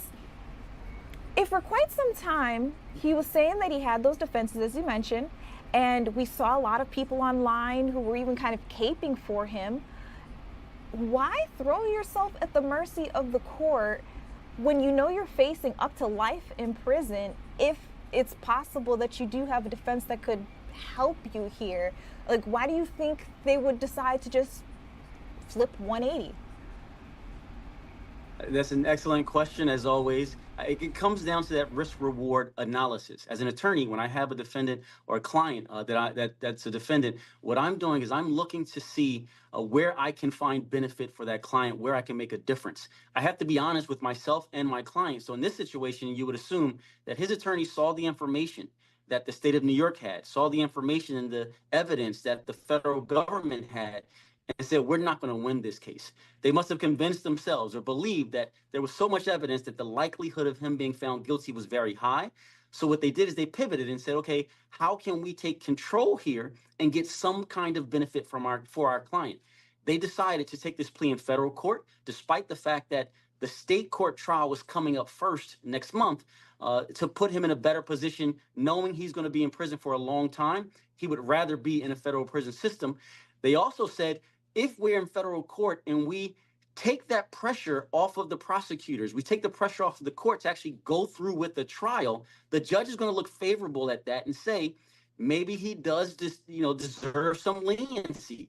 Maybe he does deserve a 35-year sentence as opposed to life in jail. And when you're talking about someone who's 28 years old, getting a 35-year sentence could be a blessing. That means he'll be out when you have those deductions on federal time before he's 60. He could be 57, 58. He has a lot of life left at that point to actually get out of jail and try to do something productive in society. So I'm sure they weighed the risk of going to trial, the likelihood of success, and said, this may not be the path we want to walk down. How can we find some benefit for our client? Let's see if we can take this guilty plea, convince the judge that we're doing the right thing, so we should at least have an opportunity for our client to see the light of day at some point in his life. I think it's important too to note that this wasn't a plea deal. He just entered the plea. For our audience, can you just explain the difference between the two?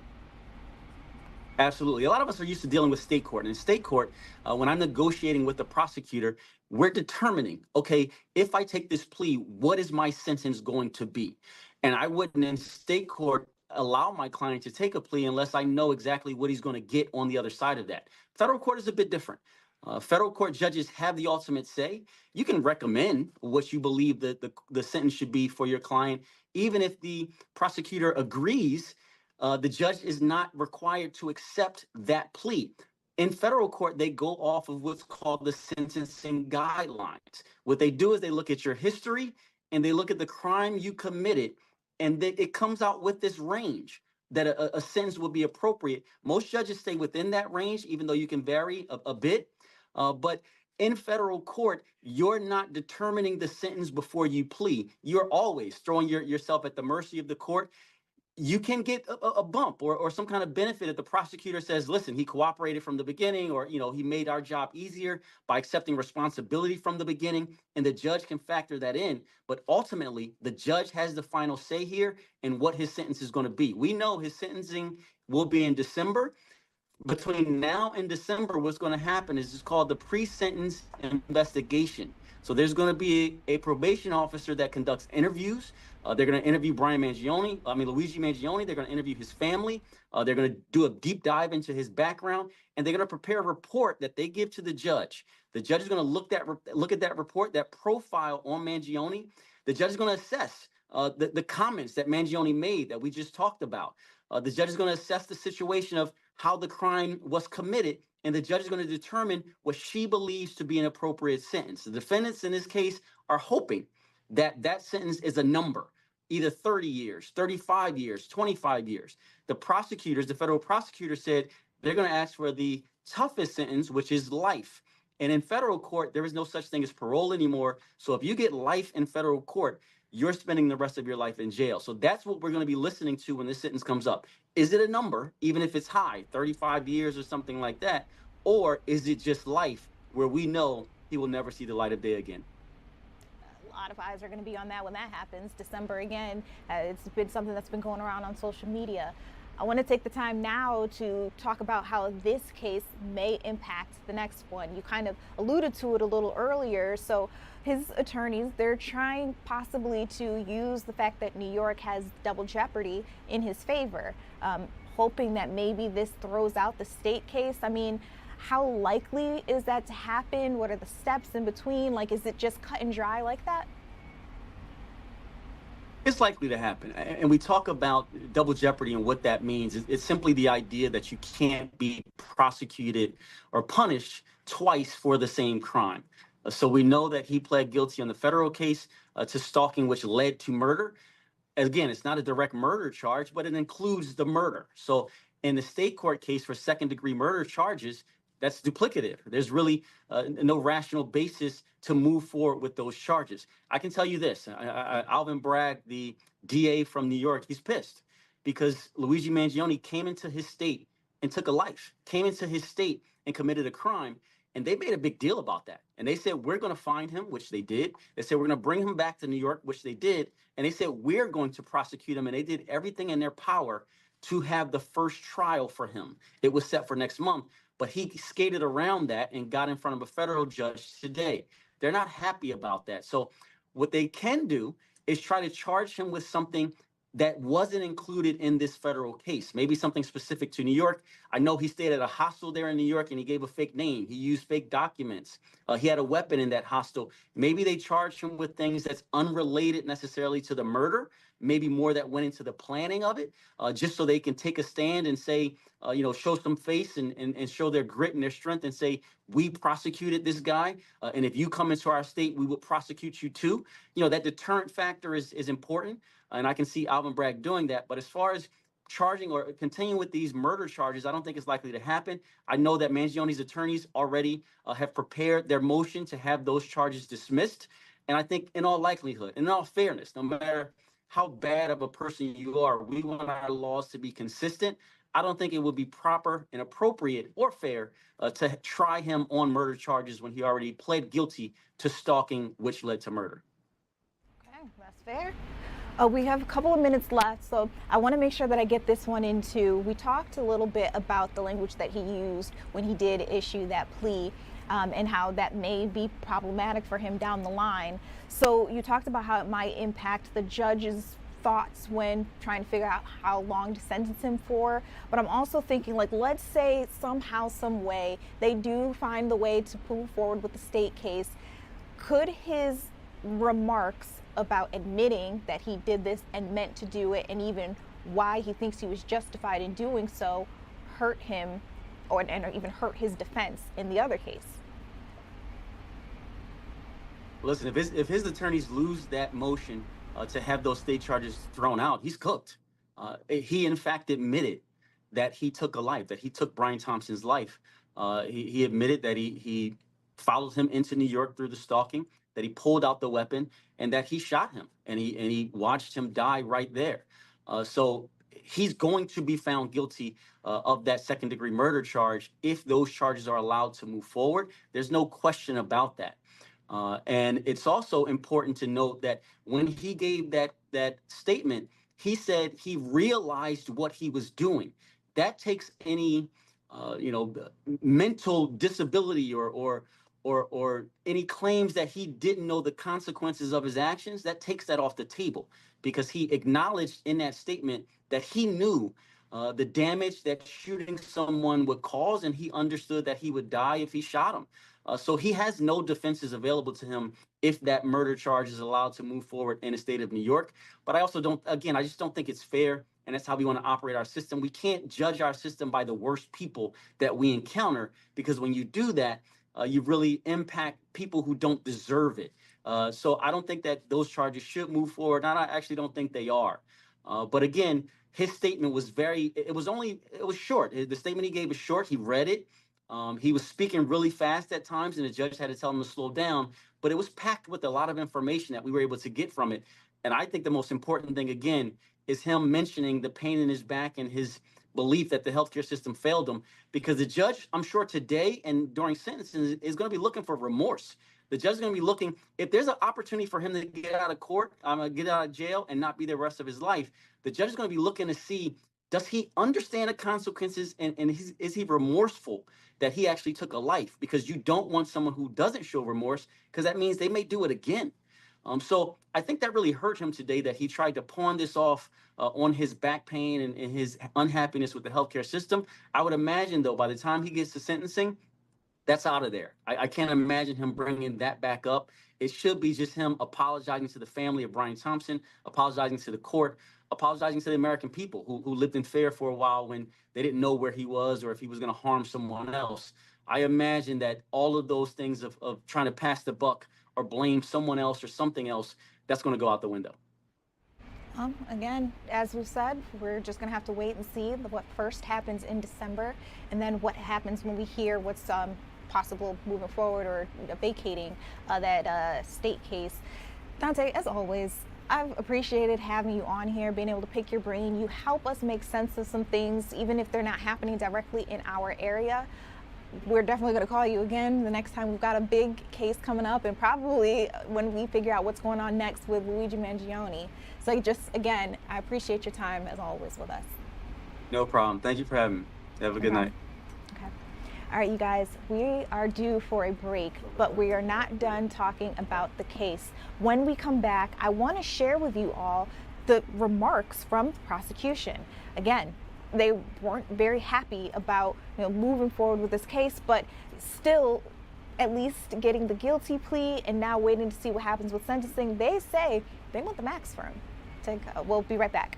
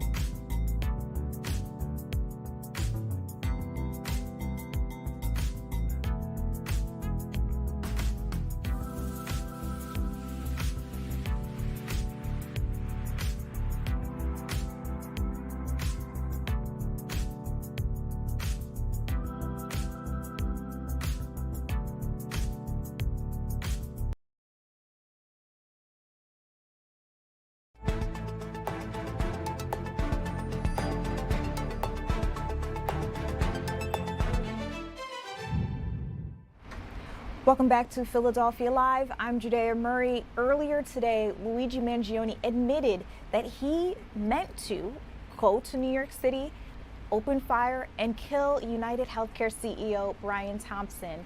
Now, although he entered that guilty plea and now he'll have to be sentenced, that's coming in a couple of months, federal prosecutors weren't exactly happy, not necessarily calling this a victory per se, because even though he admitted to killing him and killing him on purpose, it's possible that Mangione may never be charged or convicted, I should say, of murder. It's possible that we won't even get to his state case.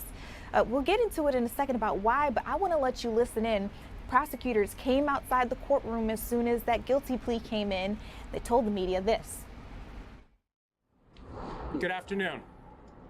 I'm Jamie McDonald, United States Attorney for the Southern District of New York. At 6:45 on a December morning, Luigi Mangione stalked and murdered Brian Thompson in cold blood on a public sidewalk in Midtown Manhattan. Just a few moments ago, Mangione pled guilty to his heinous act. This was not a spontaneous act of violence. It was deliberate, calculated, and premeditated. In the days leading up to the murder, the defendant very carefully prepared for the attack. He tracked Mr. Thompson's whereabouts, conducted surveillance along the route he knew Mr. Thompson would take, and positioned himself to carry out the plan. Then, on a sidewalk on West 54th Street, the defendant murdered Mr. Thompson, shooting him from behind with a 9mm handgun equipped with a silencer. He shot Thompson twice at close range. The second shot came as Mr. Thompson turned and faced the defendant. The defendant did this as everyday New Yorkers walked nearby, and while the rest of the city woke up to start their day. Mangione then ran away, leaving Mr. Thompson to die. The defendant committed this murder in an attempt to draw public attention to his dislike of certain businesses. But we live in a civilized society governed by the rule of law. We debate, we disagree, we protest.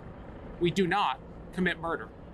No grievance, political belief, or ideological cause can ever justify murder. There can be no celebrity in assassination. Any person who celebrates, encourages, or excuses actions like these is fundamentally wrong. Mangione attempted to send a public message through violence, but the message that emerges today is very different. Violence is not a legitimate instrument to promote any political or social message. And those who resort to violence in an effort to advance their beliefs will be prosecuted, convicted, and put in jail. Today, the Southern District of New York, together with our law enforcement partners, writes the final chapter of Mangione's federal prosecution. Now, he stands convicted in federal court and faces life in prison. One other point that's important to note. While the defendant pled guilty, our office does not have a plea agreement with him.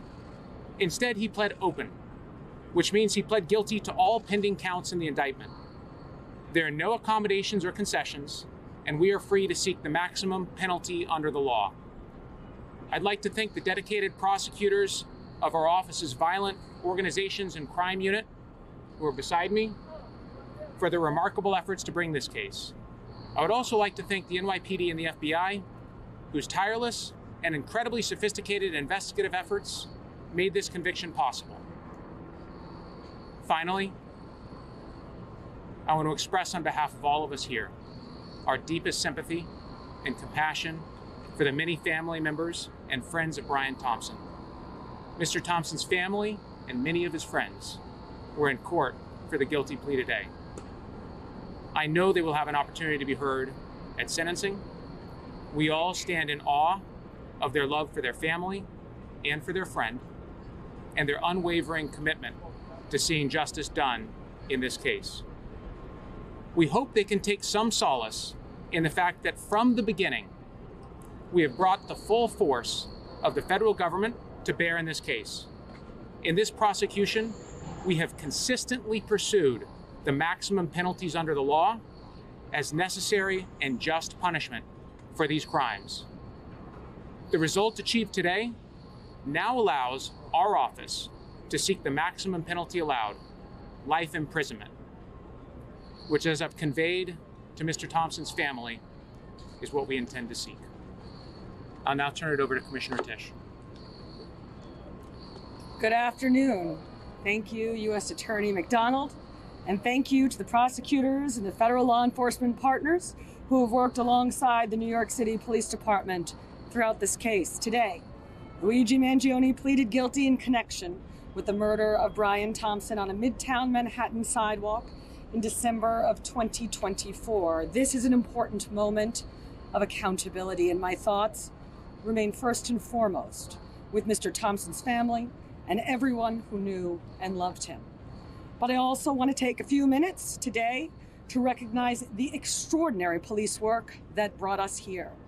From the moment that Mr. Thompson was assassinated on the morning of December 4th, the NYPD mobilized an enormous investigative effort. Our detectives combed through thousands of hours of surveillance video, followed up on hundreds of tips and worked through an extraordinary volume of forensic and digital evidence. They used some of the most sophisticated technology available to law enforcement, and they paired it with the kind of painstaking, old-fashioned detective work that has defined the New York City Police Department for generations, interviewing witnesses, canvassing neighborhoods, retracing the suspects' movements, and pursuing every viable lead. Most importantly, they developed a clear image of the man we were looking for and got that image out to the public and to law enforcement agencies across this country 5 days after the murder. That work paid off in Altoona, Pennsylvania, where an alert member of the public recognized Mangione and local police took him into custody. That was not simply a lucky break. It was the culmination of 5 days of relentless investigative work that gave the public the information it needed to recognize the suspect and gave our law enforcement partners what they needed to act. This case began with the worst kind of violence on our streets. It was answered by the very best of the New York City Police Department. To every member of the NYPD who played a role in this investigation, you should be enormously proud for bringing us to this day. And to those who idolize Luigi Mangione, I say this: violence is not a cause, murder is not a message, and a killer is certainly not a hero. Now I'd like to introduce the FBI's Assistant Director in Charge for the New York Field Office, Jim Barnacle. Thank you, Commissioner. Good day. My name is James Barnacle. I'm the Assistant Director in Charge of the FBI New York Field Office. I want to begin by addressing the family, friends, and colleagues of Brian Thompson. We had the chance to sit down with the family this morning, and they are still grieving, and they have been grieving for almost 2 years as Brian was taken away in the most heinous way possible. They lost a son, a brother, a husband, and a father, and a friend to many colleagues and other people. Family deserves closure, the clarity, and the assurance that every step taken throughout our investigation, the New York City Police Department's investigation, the Altoona Police Department's investigation, and the U.S. Attorney's Office prosecution reflected the gravity of the situation and the importance of Brian's life. While today's plea doesn't replace the void he left behind, I hope it offers a glimmer of the closure that the Thompson family and friends deserve. This tragedy shocked the nation, left a deep impact on everyone it touched.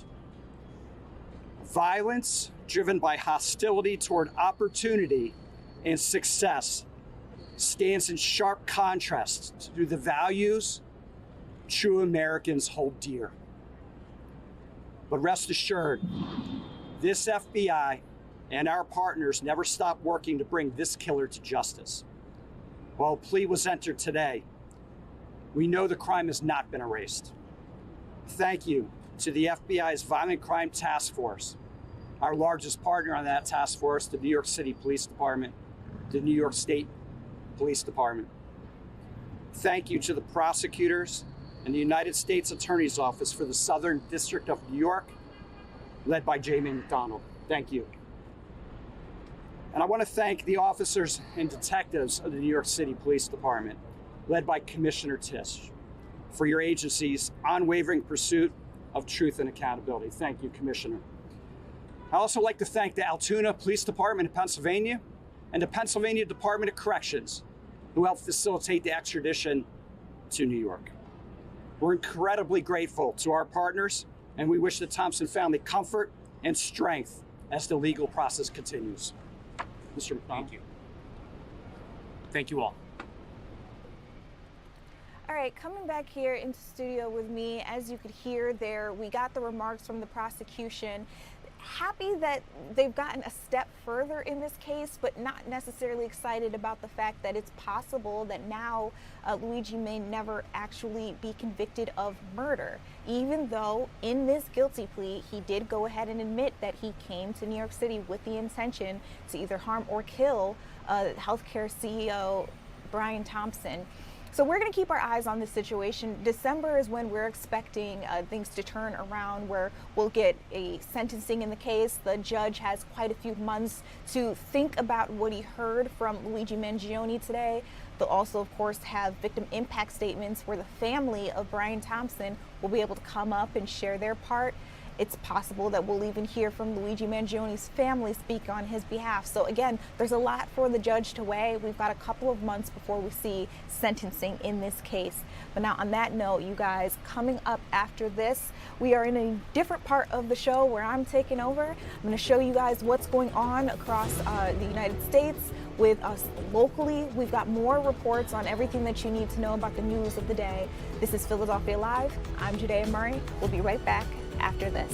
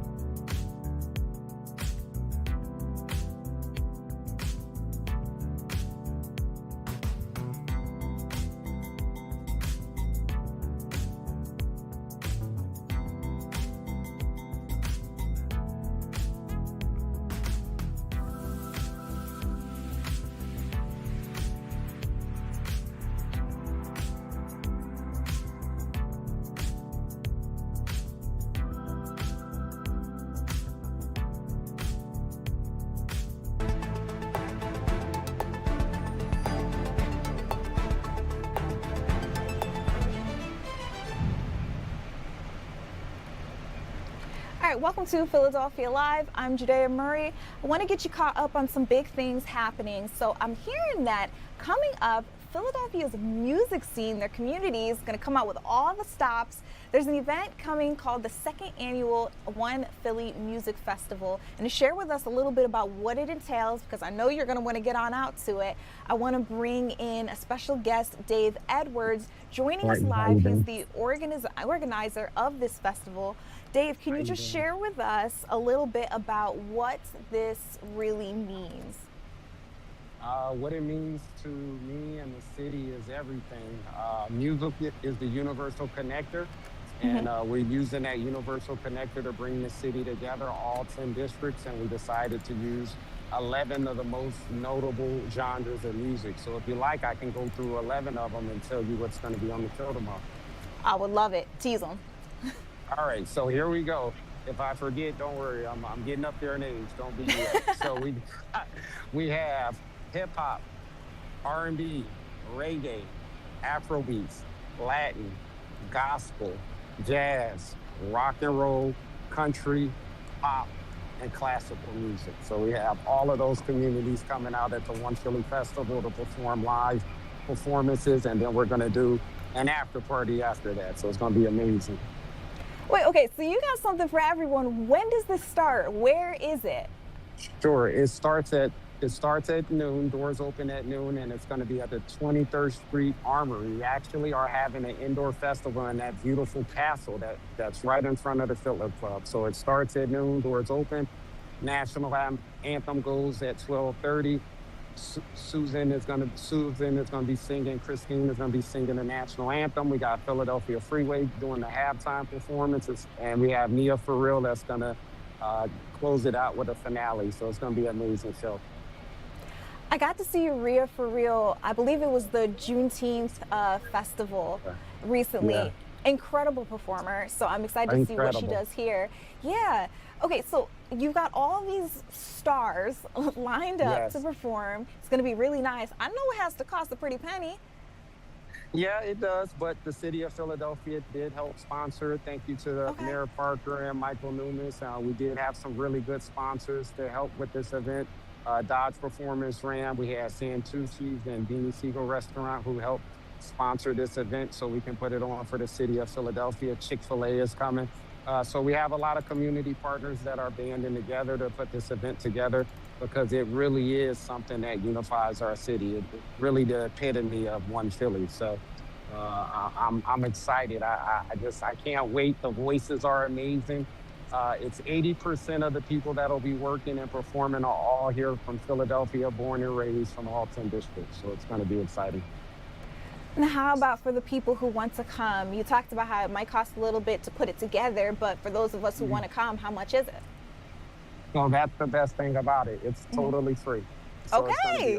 That's the best price, event. free 99. Yes, free 99. Bring your pets. We got a doggy park there. Bring your kids. It's going to be family-friendly music, so it's really a community event. It's indoor, so for those senior citizens, you don't have to worry about beating the heat. You can bring your inflatable chairs. You can bring your fold-out chairs. It's picture perfect for you. Okay, so really, real festival vibes. Bring the blanket, bring the fold-up furniture, whatever it may be, and have a good time. Yes. Tell us once again where to go, what time it is. Sure. So it's going to be again at the 23rd Street Armory. That's right over Market Street on 23rd. On the right-hand side is the big castle. You can't miss it. Not too many castles on the street, so you can walk right in. It's at noon, and really, I do want to say this before I get off. The reason why I wanted to create this festival is because I do hear a lot of artists say that they feel like they can't make it here in Philadelphia. They have to go to another city.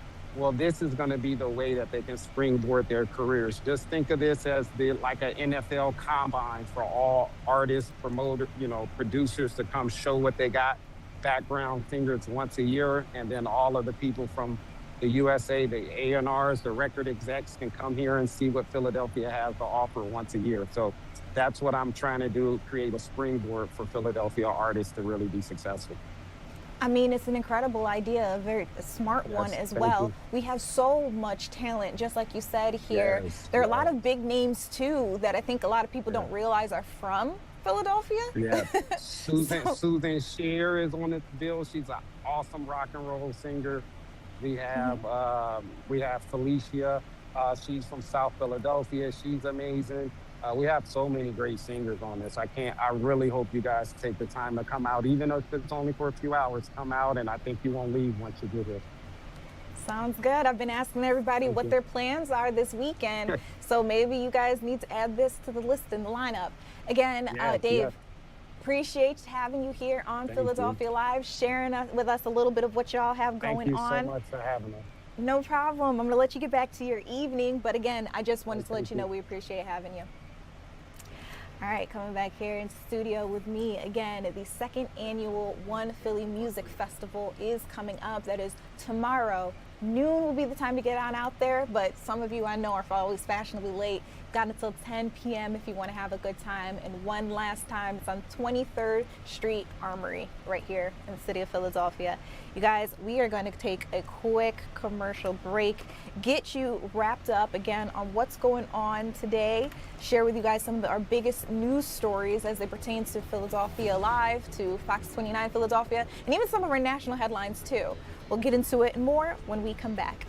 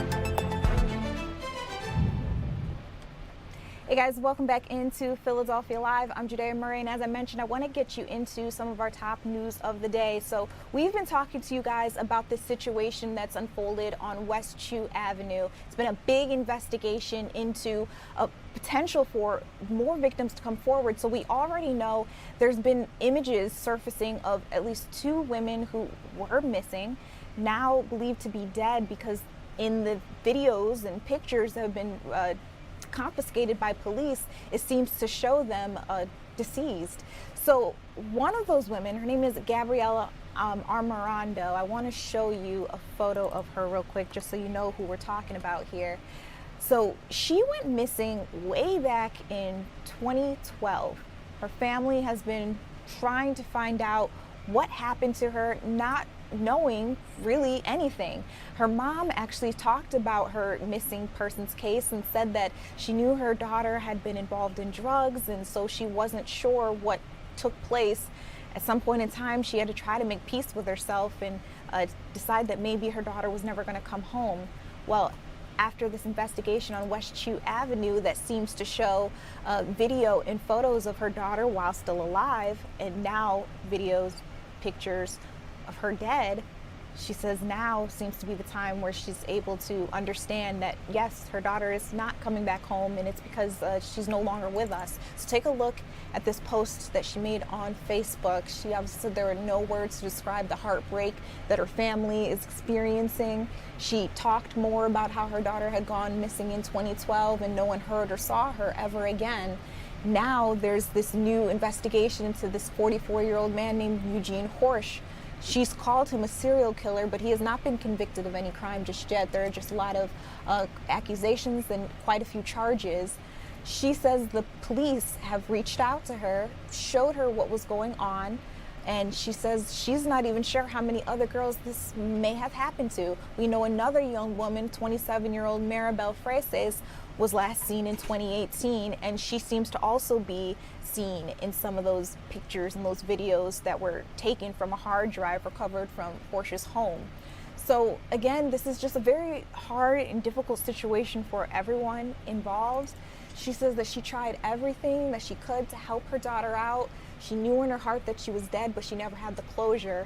But due to this information that we have recently got from police, she says she's got her closure yesterday. It wasn't what she expected to hear.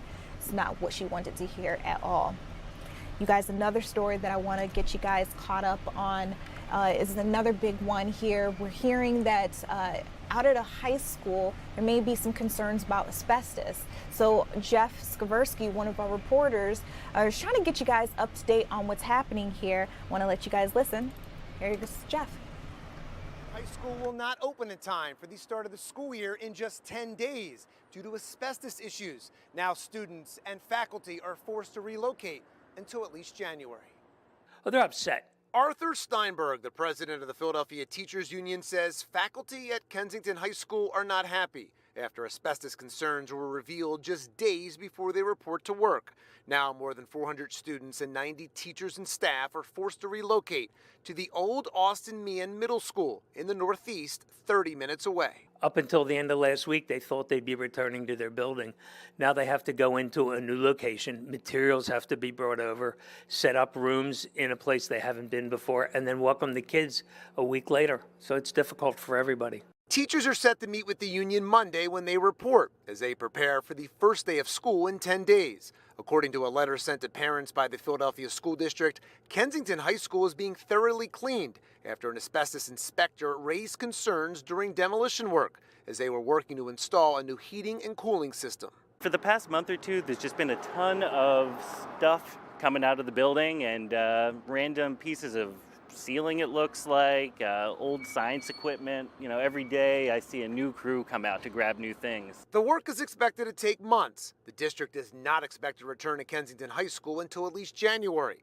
Residents and former students we spoke with are concerned and feel bad. So I would probably be a little upset. I feel like now they're gonna it's gonna ruin their experience during school and stuff like that. they're going to be late. I think that's terrible because, people pay good taxes in Philadelphia, especially Fishtown area. And it's inappropriate to make the children have to suffer and travel even further to go to a school. The district claims there are no closer options and their top priority is the health and safety of students and staff. The teachers union plans to keep a close eye on the remediation and air quality. We have an occupational hygienist that we employ that will now be overseeing the work of the district to make sure that it's done properly. Again, the teachers union says they will meet with teachers Monday to address their concerns. The Philadelphia School District will release more information, including bus scheduling, in the coming days. In Kensington, Jeff Skaversky, Fox 29 News. All right, thanks for that report, Jeff. Again, just sharing with you all some things that are happening around our area. Now, I want to get you caught up on your weather forecast. We've got an update coming. Want to bring in Scott Williams, who always shares with us what's going on up there in the skies. Scott, you see me in the driver's seat today, but what's going on out there? Give us an update on what's happening with the weather. Yeah, well, we have this kind of half and half upcoming weekend because enjoy the dry conditions, enjoy the sunshine for tomorrow, because for Sunday, we're watching the clouds, cooler temperatures, scattered showers, even the threat for some thunderstorms. So a good soaking rain is likely across most of the area on Sunday. But let's talk a little bit about our mini heat wave. If you blinked, you missed it. Yes, we've had our 7th heat wave so far this year. Temperatures Wednesday, Thursday, and today maxing out at 90 degrees. So sealing the deal on that 7th heat wave. Kind of a low grade fever or heat wave, if you will, because it was sneaky. Wednesday, Thursday, Friday, 3 consecutive days, 90 degrees or better. That's all it takes. So half and half weekend, as we've been discussing, showers and thunderstorms likely on Sunday. So here's the bottom line with temperatures right now. Still 82 in Philadelphia after the high today of 90 degrees. Mid to upper 70s in South Jersey, north and west suburbs. A pair of 7s from Allentown to Reading to Exton to Millville. Atlantic City, a popular temperature right now. So over the next several hours, temperatures in Philadelphia hold steady around 80 degrees, and then we drop into the upper 70s by 11 o'clock, mid 70s by 1 a.m., and then low 70s for the city tonight. The average is upper 60s. We'll be in the mid to upper 60s for the suburbs overnight tonight. Now, in terms of the forecast for tomorrow, temperatures mid to upper 80s, the pick day of the weekend. Enjoy that sunshine because the cloud cover will start to roll in late afternoon into the evening. Mostly cloudy skies, upper 70s, close to 80 if we're lucky. But the rain, it's going to be overtaking the area for the afternoon, for the evening, and it could be heavy at times as that humidity makes a quick comeback. Now, down the shore, still a half and half weekend, low 80s on Saturday. That's your day to enjoy the sunshine. Then the cloud cover starts to roll in for the second half of the weekend. For early next week, we're looking at rain lingering early on Monday, but temperatures are warming back up. Water temperatures hovering around 77 degrees. Low risk of rip currents for your Saturday. Increasing risk, moderate risk on Sunday with that storm system. Now, take a look at this graphic.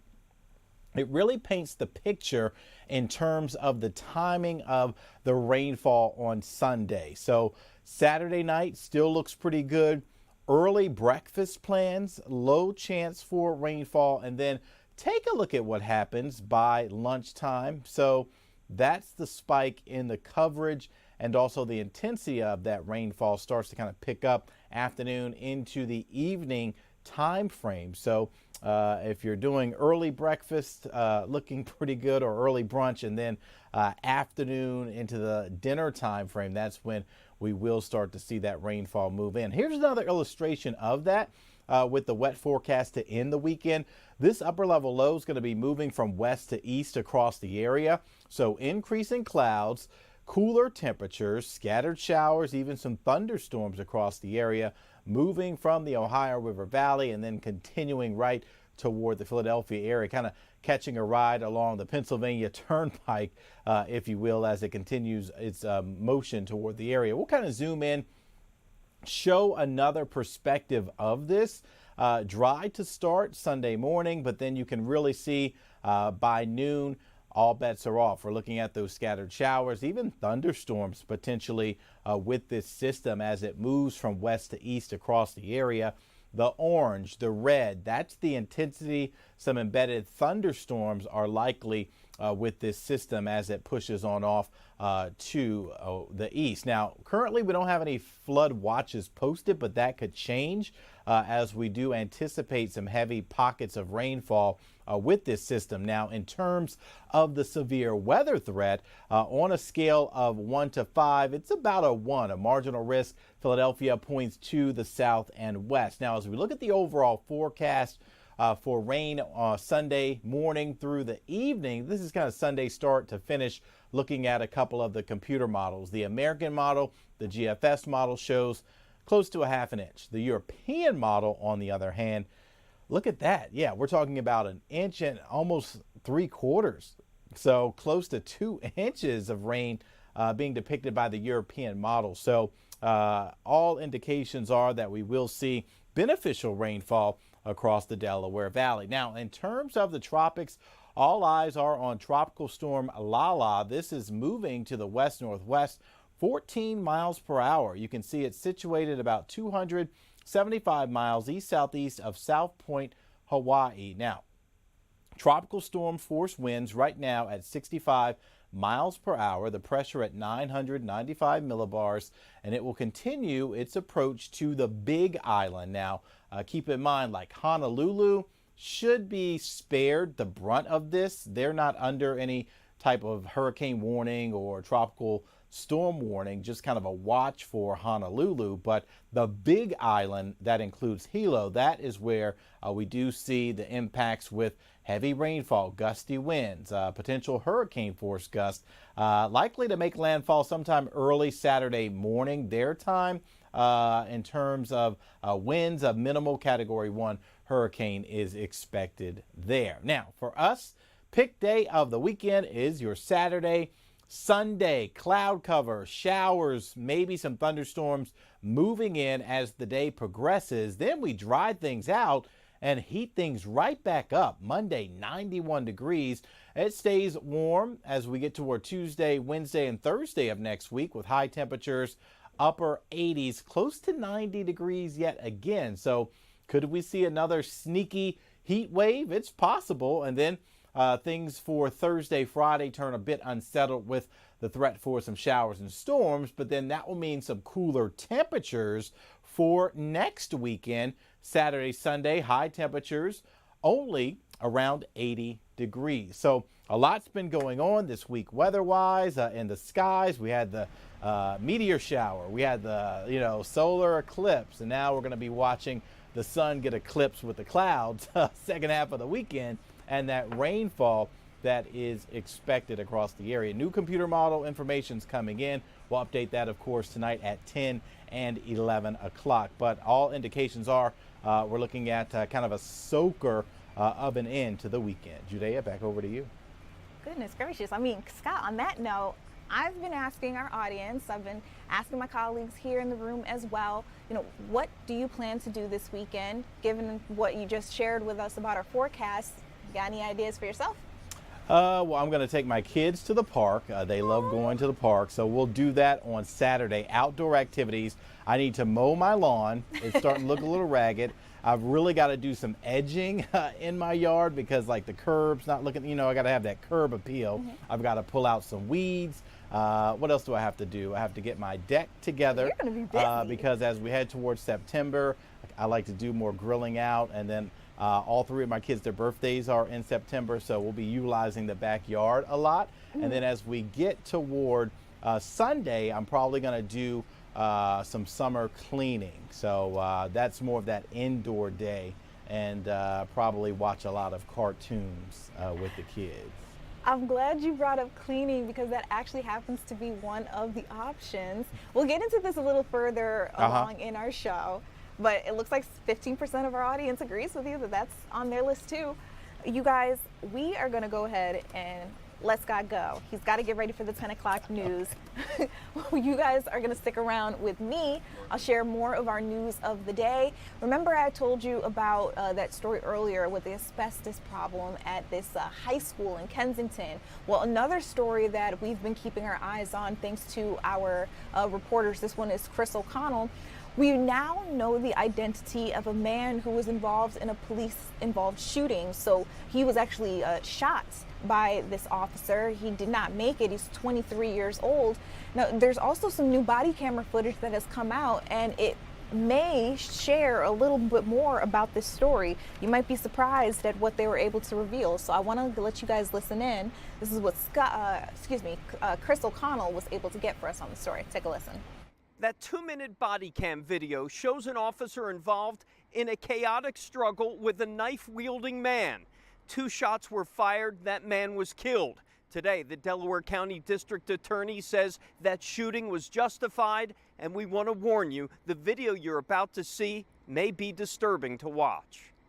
What you will see is a young man who unfortunately seemed very intent on this outcome. The Delaware County District Attorney releasing new details and police-worn body camera footage of the August 6th early morning police shooting that left an Alden man dead. Hey, sir. An Alden police officer is seen approaching a man who called for a police assist but quickly turned violent. Oh my God!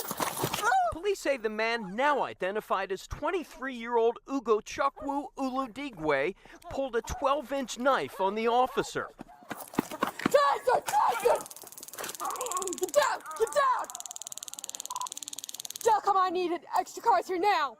For the next 2 minutes, the officer called out 25 commands for the man to put his hands down. Behind your back! Behind your back right now! Now play! But after ripping the taser prongs away, Uludigwe lunged at the officer again, and after one final command, 2 shots were fired. The man was killed. Although the Montgomery County coroner deemed the manner of death a homicide, the district attorney says no criminal charges will be filed against the officer. I can't think of a thing in the world that she could have done differently. It is very clear from that video, and it's very clear from the aftermath of this incident. She desperately wanted to avoid this situation. This was a tragic event all around. The conclusion of this investigation doesn't change the fact that a family has lost a loved one, and we recognize the grief they are experiencing. Seen here on a GoFundMe site to raise money for his funeral, his family says Uludigwe was a bright and giving person. The DA says his mental problems started long before the day of his death. This is someone who was clearly suffering. This is someone who gave signs at multiple different stages throughout their life that they were suffering. I don't want to fault the family at all. I'm sure they did everything in their power, but that's just the point.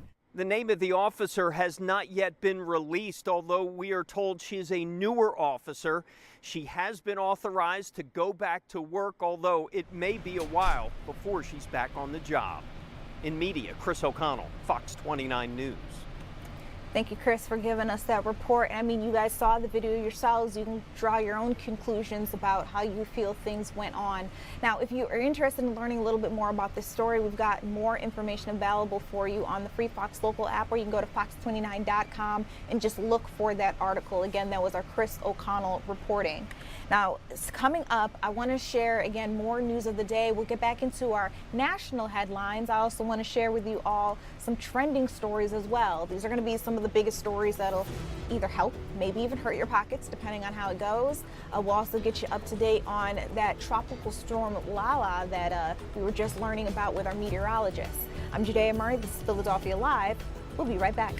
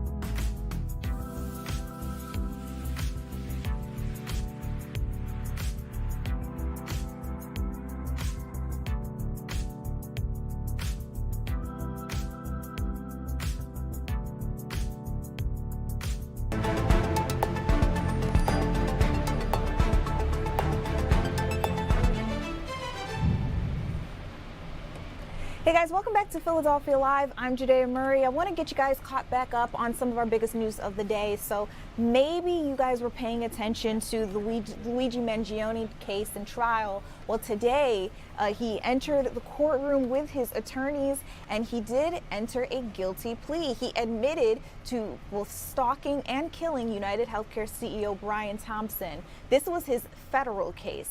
He told the judge that he purposely traveled to New York. He had the intention to shoot Thompson. And he even said that he called United Healthcare posing as an investor, and that's how he was able to get information about where Brian Thompson would be. On December 4th, 2024, he approached him outside of a Hilton hotel in Manhattan and shot him in the back. Of course, Thompson didn't make it from his injuries. Now, what's interesting about the case, Mangione's defense team could potentially try to raise this new double jeopardy claim because New York State does have that, which essentially means you won't be able to charge him for the same thing, convict him of the same thing twice. So with him already establishing his guilt in the federal case, it's possible that he may not even have to go through with the state case. It's unclear whether or not that will actually prevail.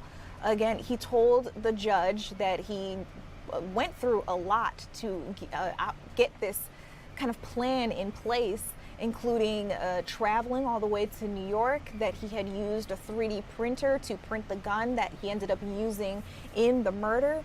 He says, and I quote, "After years of enduring severe pain from a broken back, I learned United Healthcare would hold an investors conference." And then he talked about finding him. He says, "On the morning of December 4th, 2024, I shot Mr. Thompson in Manhattan. I knew what I was doing." So we heard from both his defense attorneys who, were kind of throwing themselves at the mercy of the court. It's going to be December of this year coming that we hear the sentencing. That hearing is going to be scheduled for December 18th. We also heard from prosecutors who weren't necessarily thrilled about the outcome of this particular case because, again, as I mentioned, that double jeopardy could mean he might not make it to the next case. And it also, because he's not, in this federal case, wasn't charged with murder. He was charged with stalking that ended up in the killing of someone. It ended up in a death. Because this wasn't a murder case, he's not facing the death penalty. So in the other case that's coming up, it will be a matter of how long he spends in prison. Could be the rest of his life. It could maybe even be 35 years, which at just 28 years old means he could still get out with quite a lot of life ahead of him. Now, we also heard from a spokesperson for United Healthcare Group in a statement that was read during court. It says Brian Thompson's life was cut short by an act of violence that devastated everyone who knew and loved him. We are grateful to law enforcement for bringing Brian's murderer to justice, and our thoughts remain with Brian's family and loved ones during this difficult time. I also want to get you guys caught up on what's happening with Hawaii. So maybe you guys have been keeping your eyes on the tropical storm Lala that's expected to make its way down there. One of our reporters from Fox Weather actually has a full report on what's happening. I want to let you guys listen in so you know what's happening even right here in our country. Take a listen. Hawaii is bracing for a tropical storm which could make a rare landfall this weekend on the Big Island. Tropical storm Lala is expected to blast Hawaii with catastrophic rain and damaging winds. There are going to be dangerous surf conditions approaching the Hawaiian Islands associated with this system. The worry then becomes life-threatening flooding and mudslides. We are posturing ourselves. We've started having coordination calls as of yesterday to ensure that everyone's on the same page. The threat is high enough that forecasters say residents should be preparing now. You should have what we call a go bag, which will have at least 72 hours worth of essentials. For perspective, the last hurricane to make landfall in Hawaii was Category 4 Iniki way back in 1992, and that became the costliest hurricane in Hawaiian history. Back to the present, an ominous display from the Kilauea volcano on the Big Island as it continues to erupt. The USGS says it has spewed a lava fountain that has at times reached heights of up to 500 feet. Some say they are used to Mother Nature's swings. We've been faced with so many different disasters because, we've been through this quite a bit. Tropical storm Hernan has also formed in the Pacific, but luckily it is no threat to land. In Hilo, Hawaii, I'm Fox Weather meteorologist Mike Seidel. All right, so you heard it there. What's going on straight from Mike's mouth, again, what we've got on that. Another story that I want to get you guys caught up on, credit card debt. If you've got credit card debt, you are not alone. There are quite a few Americans to do as well. As a matter of fact, we're talking about so many that we've got a near all-time high credit card debt for Americans. So take a look at what we've got here. American credit card debt is on the rise, nearing that all-time high. We're talking about $1.26 trillion. That is the collective U.S. debt, according to a quarterly report from the Federal Reserve Bank of New York. That's up 60% from just 5 years ago. It's also close to the record high of $1.28 trillion. That was the debt that we got to last year. Experts are already weighing in. They say inflation is making it a lot harder for people to keep up with their standard of living. And so let's say you've got the nice apartment or beautiful home with a high mortgage on it, and things are costing a little bit more about the grocery store or to put gas in your vehicle. So a lot of people are just swiping that card and tapping that card over and over again. Again, you might not be the only one, but to hear that $1.26 trillion are at stake here and that we are already close to what we reached last year, we're 6 months into the year, it's a lot. That is a lot. But I just wanted everybody to be aware of what the situation is. We'll also get into some trending news after this. I've been scouring social media. I'm chronically online. Also looking into Google Trends. We've got some of the top stories that everybody's been clicking on, reading, watching, of the sort. We're going to have more on that report when we come back.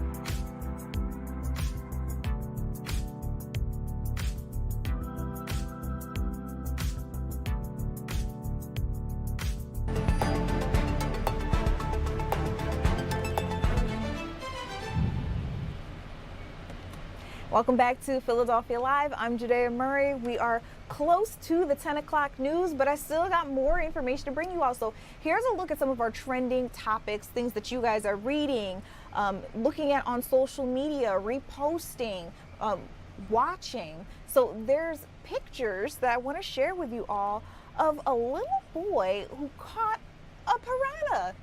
Yes, a piranha. An 8-year-old boy actually, went on a weekend fishing trip at a Pennsylvania lake. His name is Seamus Coffey, and he caught this little bugger right here. He thought it looked pretty exotic. Well, after looking it up, he realized that this wasn't just a regular bass or a catfish here in Pennsylvania. It was a piranha. Yeah, okay, crazy, because we don't see that here in the United States. This is something that you see, I think, in like South America. So a lot of people are wondering, well, how on earth did it get here? This was at Ridley Park Lake on Saturday when Seamus and his dad, Mike, were at the park. They were fishing. Again, he thought that he had hooked maybe a bass. He reeled it in. Once it got out of the water, realized it looked funny. I mean, take a look at it right there. And from there, looked into it. They also say they had confirmed with the Pennsylvania Fish and Boat Commission that they caught a 9.5-inch, 2-pound fish that was indeed a species of piranha. Again, piranhas are native to South America, not Philly. So people are thinking that it's likely someone had a pet, an exotic pet that they dumped. And that is the worst thing that you guys can do. It interrupts the ecosystem. It's not just harmful for the animal itself, but also for all the other fish in the lake and even the other critters that the fish eat that they need to survive. It could end up harming a lot more than you would think. So again, it's illegal. Pennsylvania prohibits releasing exotic species out into the wild, and if you violate that, you can face a fine or maybe even prosecution. So Mike, he says, the father says that they thought about throwing the fish back in the water, but they reconsidered it. Again, they reached out to the authorities and they ended up disposing of it, they say, in a humane way. So we're hearing from officials that that was the right call because the non-native fish poses a risk not only to the people, but as I said, it disrupts the local ecosystem. So yeah, just a crazy story there, but yeah, it's true. An 8-year-old boy caught a piranha right here in Philadelphia. Another story that I want to get you on out to, maybe you've been hearing about this. We've got a huge egg recall. 1.6 million dozen eggs have been recalled over a possible link to salmonella. So on August 12th, the FDA reclassified this recall for that 1.6 million dozen white and brown cage-free eggs due to potential salmonella contamination. The recall is now a class 1, which is considered, and I quote, a situation in which there is reasonable probability that the use of or exposure to one of these products will cause serious adverse health consequences, maybe even death. So this is a big deal. Now, as of July 24th, that salmonella outbreak linked to the recalled eggs has caused at least 98 people to be sick. It's hospitalized 26 across 17 different states. Illnesses have been reported between November 21st and 2025 and June 30th of this year, 2026. The FDA, as well as the Centers for Disease Control and Prevention, are aware of at least 26 hospitalizations due to the recall, but they say no deaths. Now, there is a map available for you guys on the FDA's website, fda.gov/food. And then all you got to do is look for outbreaks on foodborne illnesses and link it up to the salmonella with the eggs. And it looks like in all of the different states where there have been illnesses so far, fingers crossed, you guys, none have been reported in Pennsylvania, Delaware, or New Jersey. The rest of these states out there, it's kind of like a mixed bag. So that's just a little bit of what we've been looking at in terms of trending stories.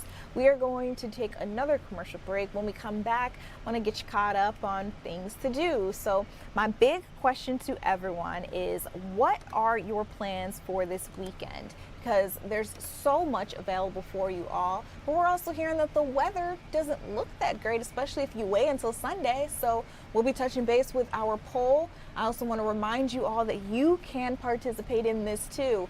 Either scan the QR code on your screen there if you're watching on a big screen TV, or if you're on your phone, go to fox29.com/GoVote. If you happen to be joining us right now in our live stream chat, I want you to write me in the chat. I'll be able to read it, maybe even be able to give you a shout out. We've got a couple of minutes left in the show, and I want to end it out with a bang. I'm Judea Murray. You're watching Philadelphia Live. We'll be right back after this.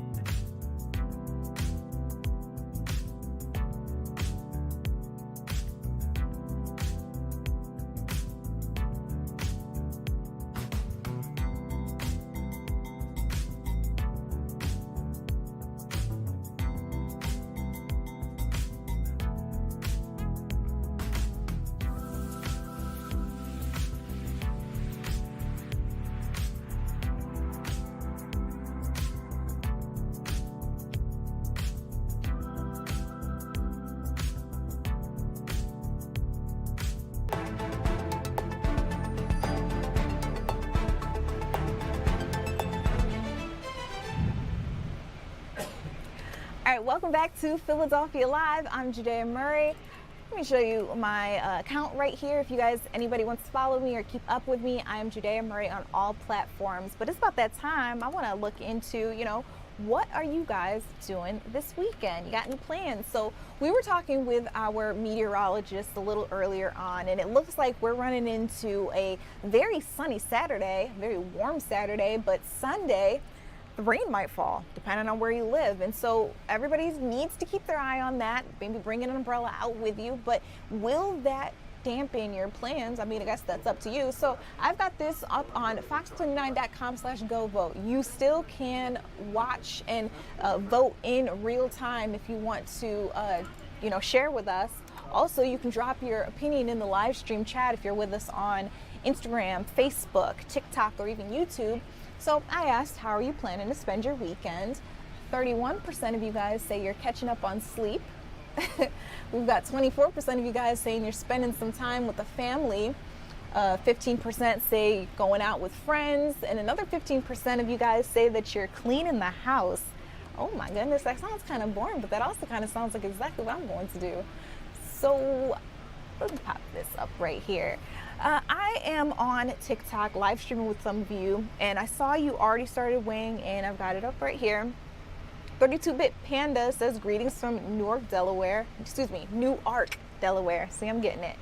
We also got 32-Bit Panda who says probably nothing. Scorpio Mom 10 also joined in, says I'm just chilling at home. The on-off rains and the storms has my arthritis in overdrive. Ooh, I feel that. I feel it in my fingers too. Let's see. We've also got someone who says probably tracking the storms. If you are going to do that, why don't you just go ahead and join us here on Fox Local. Our meteorologist, our weather authority will also be tracking the storms right alongside you. As a matter of fact, I can show you, we've got our ultimate Doppler radar pulled up. Again, they're keeping our eyes on what's happening. Now this seems to be what we're looking at today, so fairly fine. As they zoom out, you can see the rest of the country and how the weather looks just across the map, but that's a look at what's happening there. Let's get back into our go vote though. I find it really interesting that 31% of you say catching up on sleep, because between cleaning the house and sleeping, that's what I'm doing for sure. I feel like I have been on go for the last 7 days, and I just want to enjoy my groceries, enjoy the amenities that I pay for at my place, and just woosah. That sounds like an incredible time to me. I don't know about you guys. I also want to share with you all something that's pretty interesting. So I talked about this a couple of days ago, I think, on Philadelphia Live, and a lot of you guys were like, whoa, that's so crazy. So air traffic controllers, they're the people that help us figure out, where to go once you're on the tarmac, when you're at the airport. They keep us safe. Let's just call a spade a spade. Their jobs are very important. Well, Secretary Sean Duffy says that he's trying to get more people hired, and he thinks the best way to get more people and skilled people is to look into gamers. And like, it's a real thing. We're talking about well over 1,000 air traffic controllers being hired who have an extensive history in gaming. I want to share with you all what's going on there. Take a listen. 2,000 gamers hired. That's according to Transportation Secretary Sean Duffy in a recent social media post. The FAA says with only about 25% of controllers holding a traditional college degree, this effort is focused on reaching talented young people pursuing alternative career paths, many of whom are active gamers. I've been a gamer most of my life. They are looking for people that play video games. Okay, well that definitely fits me. Exit interviews reinforce the link between ATC and gaming, with several controllers pointing to video games as a major influence on their ability to think quickly, stay focused, and manage complexity.